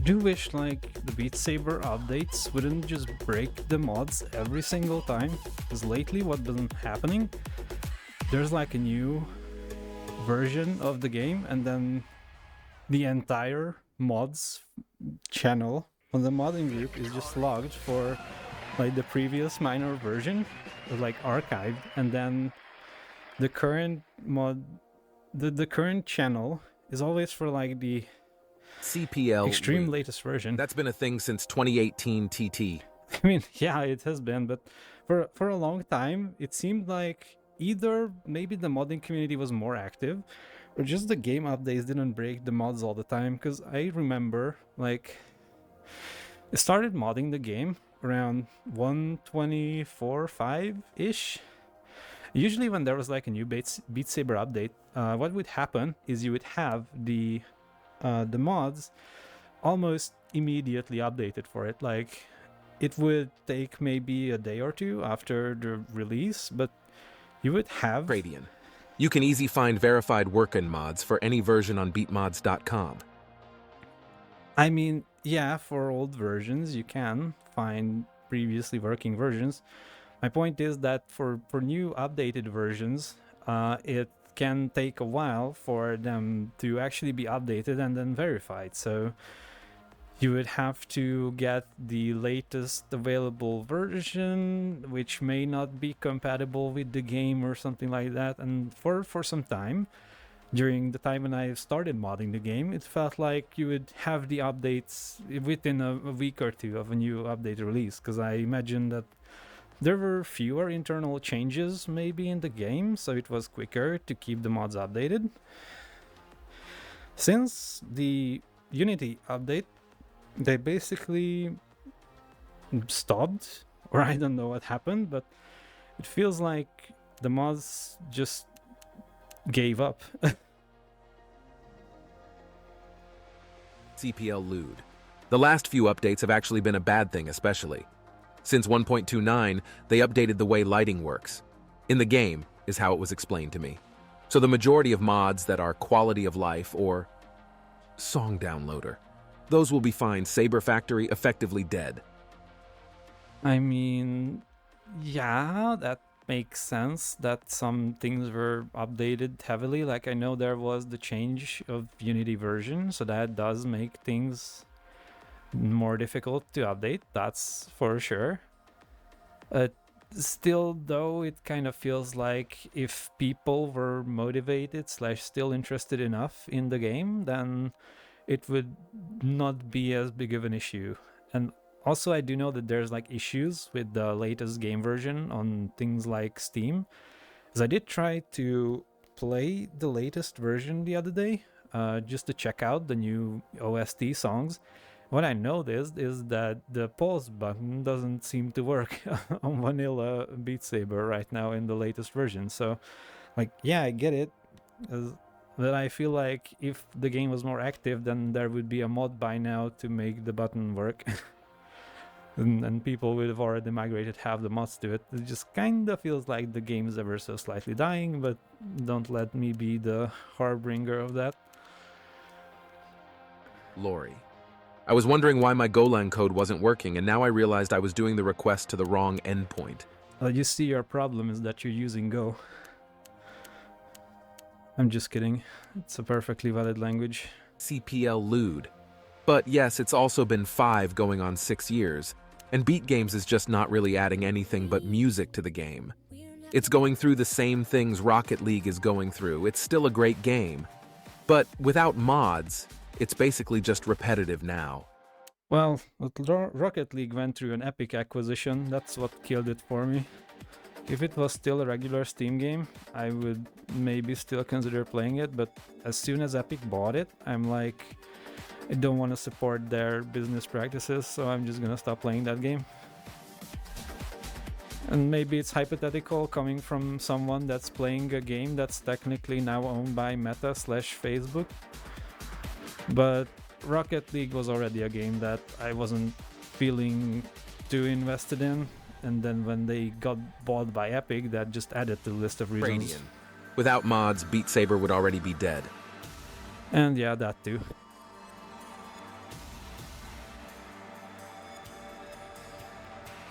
It's also hard to understand why the company that's making Beat Saber would be interested in intentionally making sure that modding is as difficult as possible. And maybe not as difficult as possible, they could make it harder, but like, it still feels like they're intentionally not encouraging modding. Even though it's like the primary reason why there's as many players as there are now. If I was a company building a game that had such a rich modding scene, I would maybe consider like just ever so slightly not making their lives harder than it already is, in the hopes that maybe in the future they're gonna support whatever DLC stuff I'm putting out because of how good care I'm taking of the game. But I don't know. I guess mods don't really make any money to the developers directly. I mean, there's mods that literally disable the ad tile in the beginning of the game, so like that technically makes negative money as far as the company is concerned, because then people not seeing the ads. But Still, I feel like it benefits a lot from being like the default VR game, because as soon as you get VR, you're like, well, what game I'm gonna play? Well, it's Beat Saber. It's obviously. But like, if it didn't have that kind of default vibe to it, it probably wouldn't have survived this long to begin with.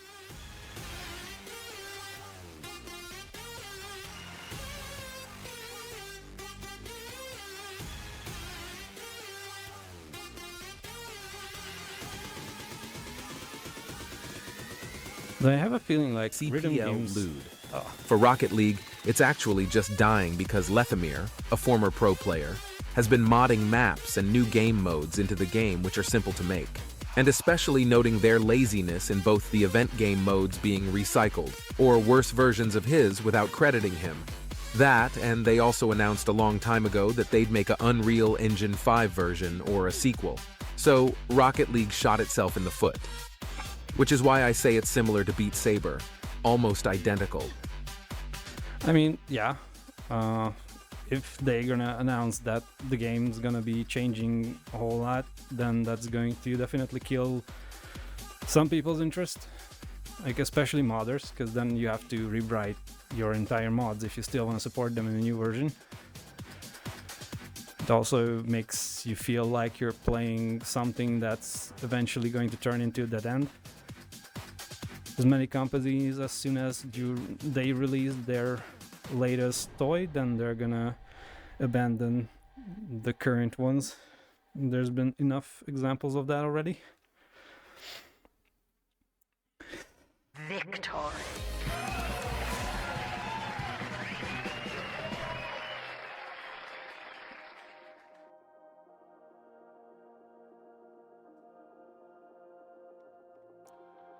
Yeah, I honestly don't know how these things are meant to survive longer. And yeah, what I wanted to get into is that I feel like rhythm games in general have a longer lifespan just by their competitive nature.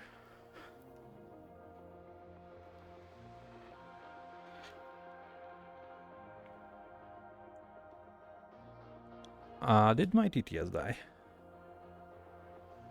Potentially, it might have.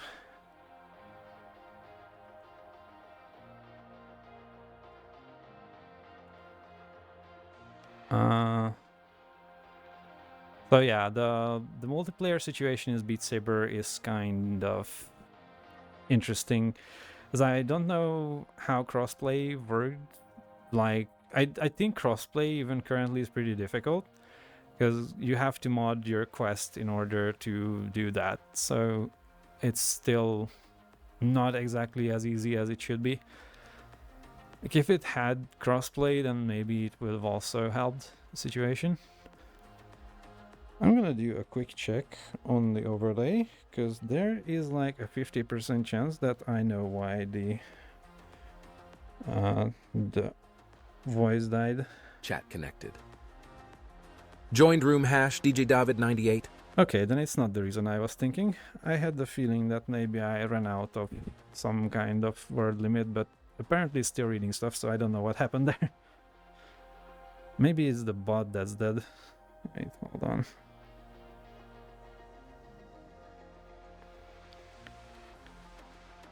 DJ David 98. Test. Okay, no, it's working. I don't know what happened to it.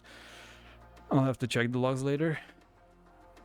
But yeah, it does make sense that it would be kept around as long as it makes money, but I still feel like that Beat Saber still does make money. Like, it's definitely a source of income for them.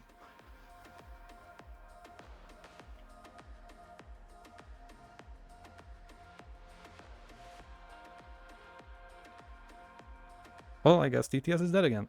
Great. Yeah, I'll have to look into that.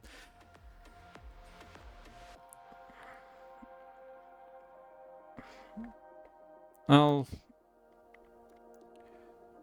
I guess mods keep a game alive as long as the modders are interested in maintaining it, because at the end of the day, the whole thing with mods is that they rely on other people doing the company's work for them to some extent. And if people get bored of it, or the company starts constantly updating the game and then breaking the mods, then yeah, people are going to lose interest in keeping the mods alive. So if the company stopped updating the game, that could potentially also make it better for modding, because then modders could just work with the latest version and then not have to worry about constantly rewriting everything. It's like a double-edged sword, I think. Chat connected. Joined room hash JDavid98. But this is annoying. Why isn't it reading stuff out? Hold on. Let me check something.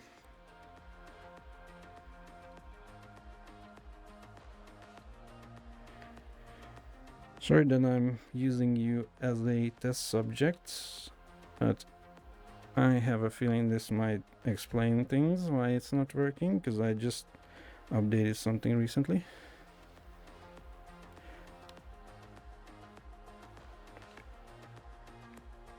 Okay, then it's not that. I don't know. Supposed to work. Hate when things break. Also, speaking of things that break, my heart rate is not there.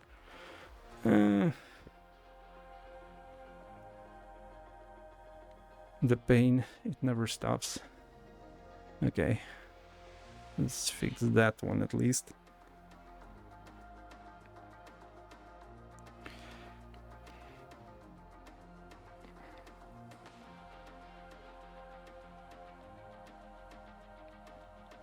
Yeah, like if they put the resources to it, then they could definitely make it more mod friendly.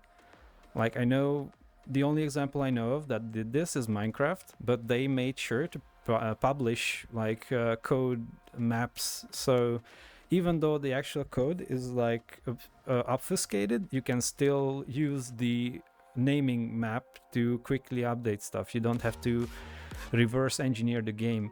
So that could be a potential option, but I don't know how motivated the devs would be to do that. 'Cause that's like one of the most pro modding moves that you could make, in my opinion, and they probably will not invest into it.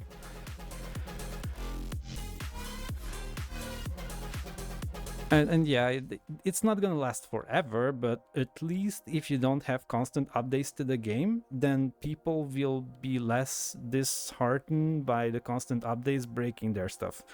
So even if people stop updating the mods because the game itself is not updating, then in theory the mods would keep working as long as the operating system that it's on exists. Like, I would say that that's probably you can still say.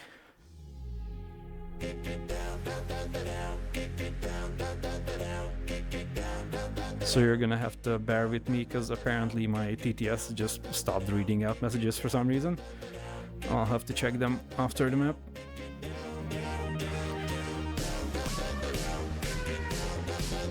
Because what I was checking is that I added some special code so that if someone's pronouns have she, her, or she, them in there, then that would trigger a female voice.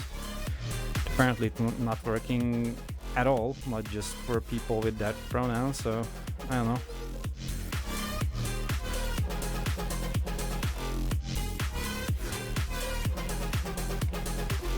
The other thing I was worried about is that I'm technically not using a paid tier on 11 Labs, because I mostly did this for testing it out, and it's also why I have to put like disclosures everywhere that I'm using 11 Labs as a TPS, even if I wouldn't want to do it for some reason. I still need to do that for licensing reasons, though I would probably still keep it there just to give credit for it, but like the free license requires attribution. And there's a certain word limit on there, so I'm wondering if I just got enough chats during this stream to just exhaust the word limit. But that's why I was restarting it, because when I restarted it, it still read out the system messages, just not the user messages, but it still read out mine. So I don't know what the hell is going on with that. I'm gonna have to look into it later.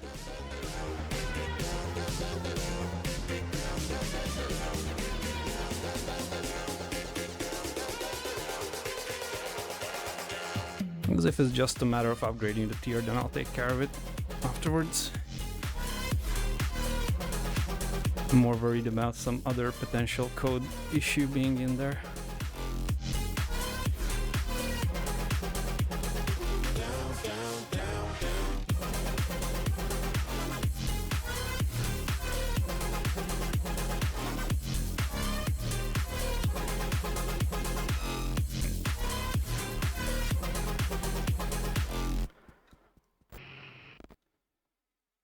Victory.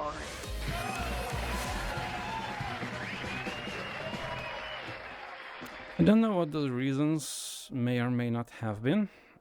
Maybe their goal was to keep the old Unity version for as long as possible to help modders, but I feel like it has to do more with there being some issues that they couldn't resolve with the old Unity version.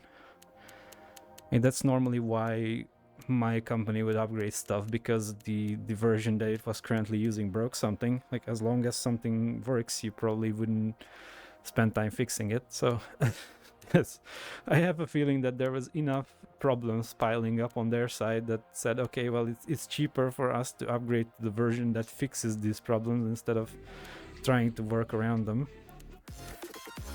And that's just my personal opinion.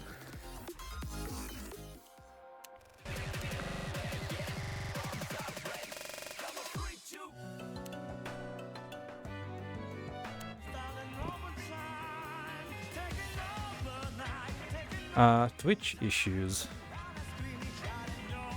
You see, the thing is that the messages still appear on the overlay, so the overlay is what's actually causing the messages to be read, because in the overlay I have code that sends the text that appears on the screen to the API that reads it out, and it's actually the overlay doing all of that. So as long as the text appears on the stream, it's also supposed to be going to the API that reads the text out. So it shouldn't be an issue with Twitch, because if it was an issue with Twitch, then the message wouldn't show up.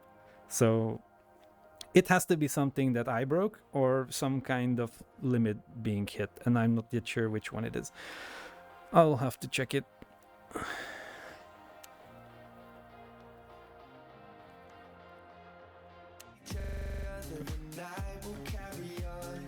Yeah, how are we doing? 2 hours and 10 minutes.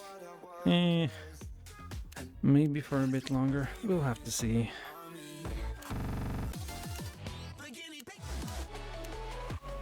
I mean, I keep going for a bit longer. I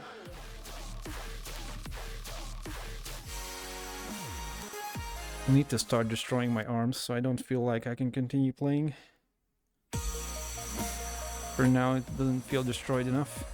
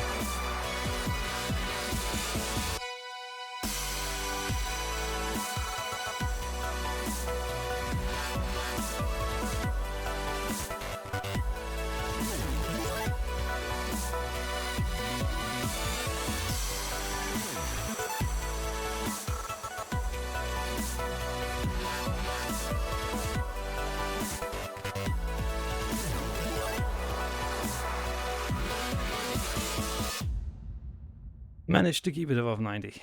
Well, that was a close one. Victor. Right, I'm gonna take another quick 5-minute break, and then I'll see how long I can still go after.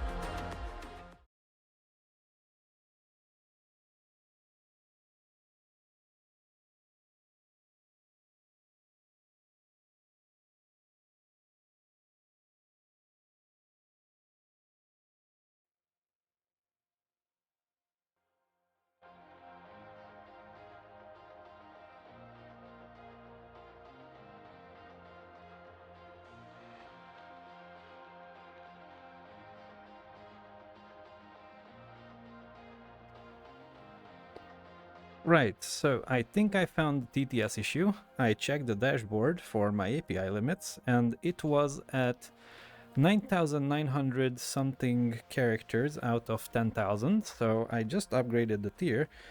Hopefully it should continue to work now. I'm just gonna give the overlay a quick restart. Chat connected. Joined room hash JJDavid98. Lori test. Yeah, it should be fine now. So the reason why it was reading some messages out and some it wouldn't is because it probably would have gone over the 10,000 word limit, I guess. Didn't actually check the error message because I was looking at it from my phone, but it seems like that was the problem. So hopefully, and it also upgrading the tier, it reset the counter. So now I have 30,000 characters available. So I guess thanks to everyone who has been participating in chat for making this potentially the most worthy stream so far. I never imagined to ever hit that 10,000 cap in a month, let alone under a single stream. I think technically actually I already did stream once this month, so maybe the two are combined. I don't know when it actually resets, but yeah, I guess I managed to hit the limit. Well, it's not my achievement, it's thanks to everyone watching, so I guess we managed to hit the limit. That's probably a more accurate way to describe it. Also, my left leg is missing. Hello? Get fixed. I probably need to recalibrate. Right.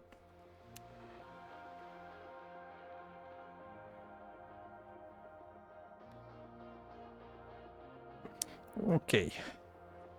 Let's keep going, shall we?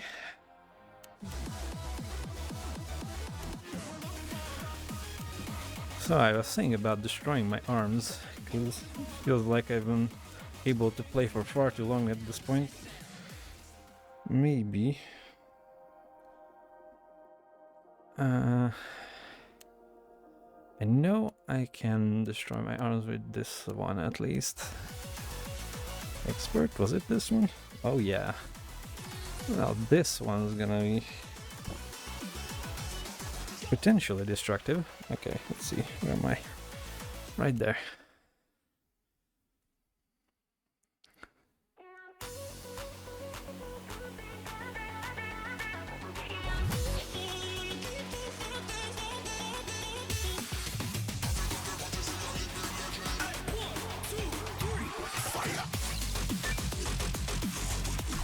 Actually, hold on a second. Is my heart rate working? Yeah, it is. Okay, good. I was worried that might not be.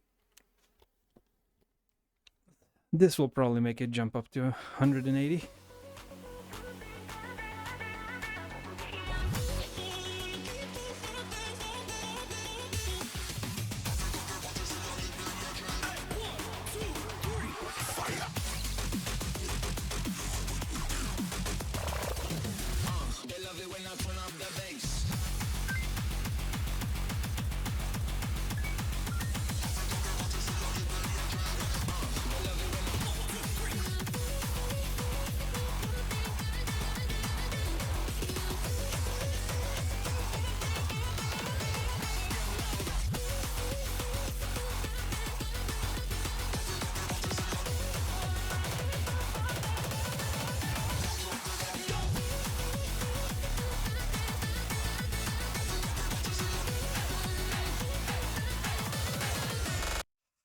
I tried.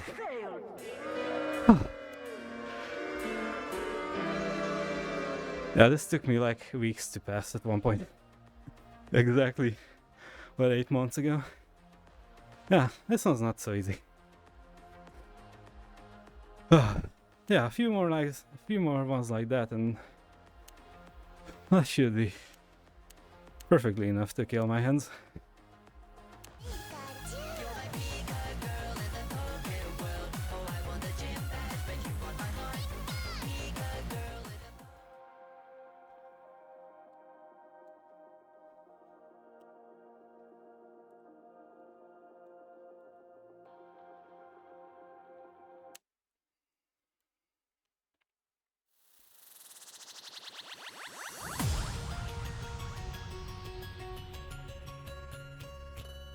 I wish that we were on TV, just like in Pokemon.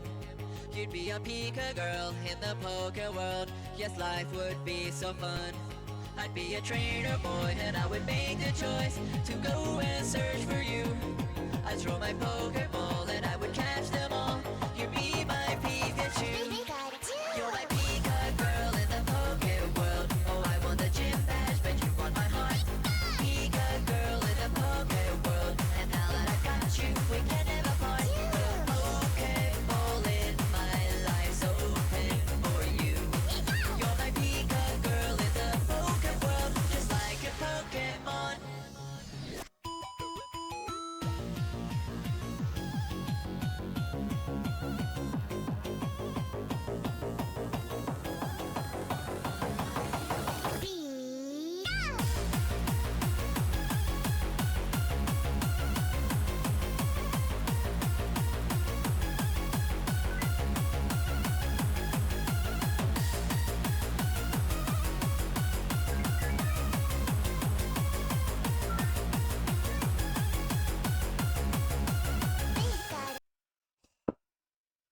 Oh god.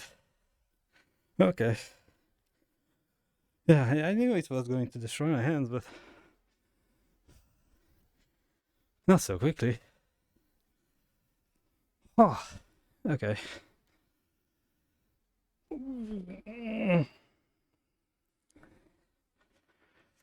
There's a reason why I don't normally play these fast songs.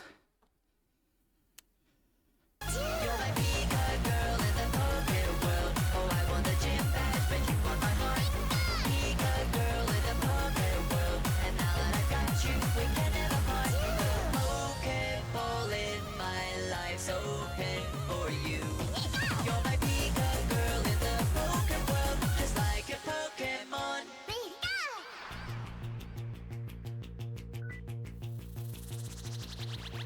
I bring you sweets like rare candies, level up your love to give. And then you choose right then a sweet kiss TM. Super effective. Not even the Elite Four could stop us evermore. Together we can fall. Our bond would never break and there'd be no mistake. Our love would conquer all. You're my Pika girl in the Poke world. Oh, I want the gym badge, but you want my heart. Pika girl in the Poke world, and now that I've got you, we can never part. The Pokeball in my life's open for you.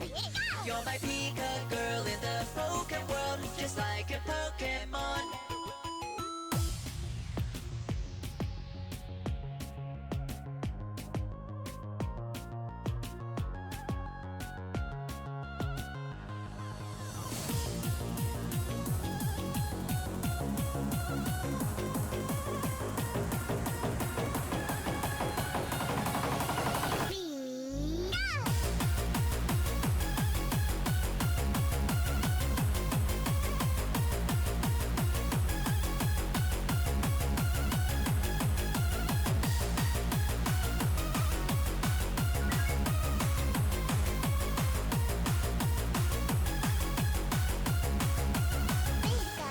You're my Pika girl in the Poke world. Oh, I want the gym badge, but you want my heart.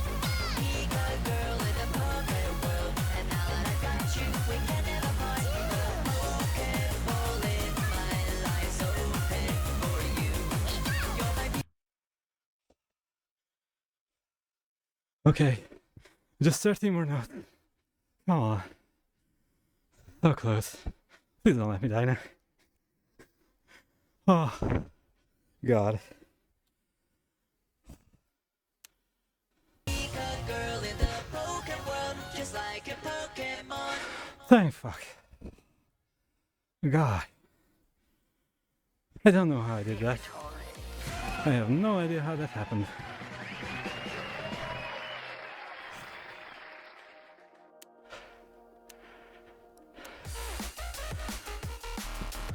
Wow. I did not expect to make it through that.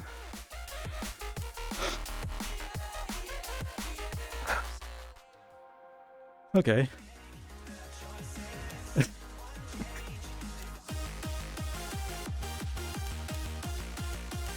Okay, maybe now it's time to try the other one again. Then now my hands will completely be dead.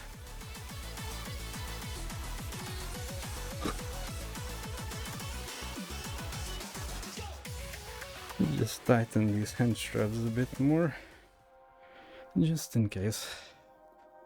Felt them sliding a bit earlier. Okay.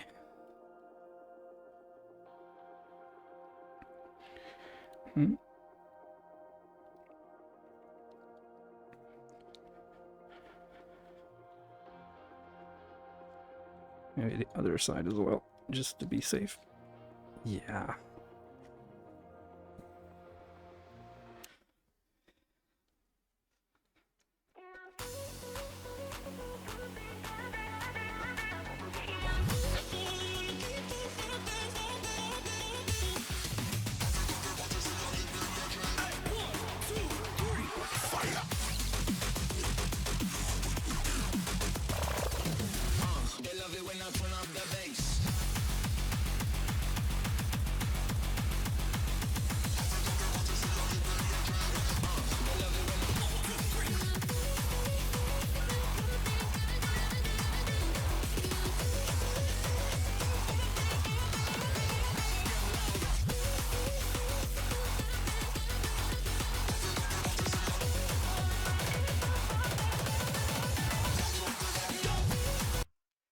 Ah, okay, my hands are officially dead. I think that was it. Okay, outro time, I guess. Let's also see who else is on.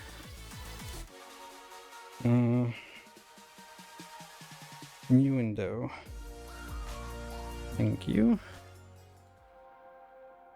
Hello. I would like to be able to move my mouse outside Beat Saber.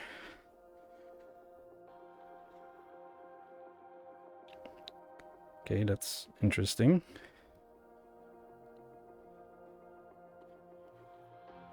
My main monitor, I can't click on anything outside the game, so that's amazing. No idea what happened there.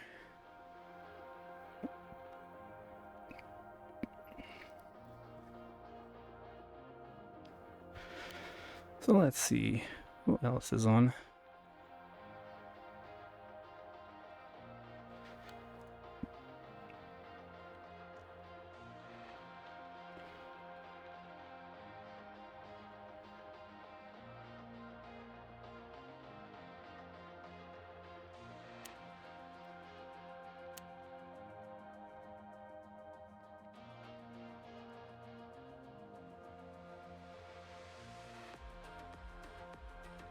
I'm not seeing Beat Saber yet.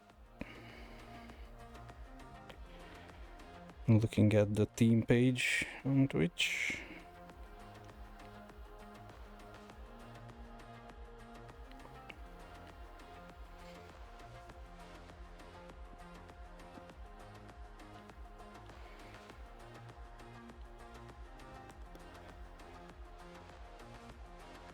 Yeah, let's check the category. Maybe there's some other Beat Saber streamers.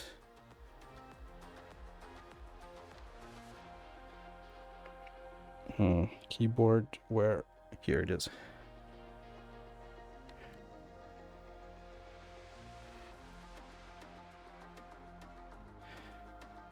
Oh, I see. Gatsy is streaming. Let's go over there then. Copy. Oops, that got copy. There we go. Flash. Raid. Oop.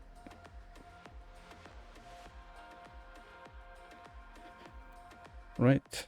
Then let's start that. Oops. Why am I typing into that chat? That's the wrong chat. Okay, I'm supposed to type in here. There we go.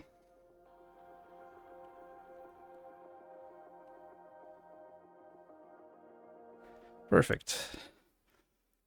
So thank you very much for watching. As per usual, I make no promises when I'm gonna stream again, but I do need to move more as always, and these are a great way for me to exercise. I'm gonna keep on doing them for as long as I can. And whenever I feel like it, most importantly. So have a great rest of your day, evening, morning, wherever you are. We'll see you again sometime in the future, maybe, potentially.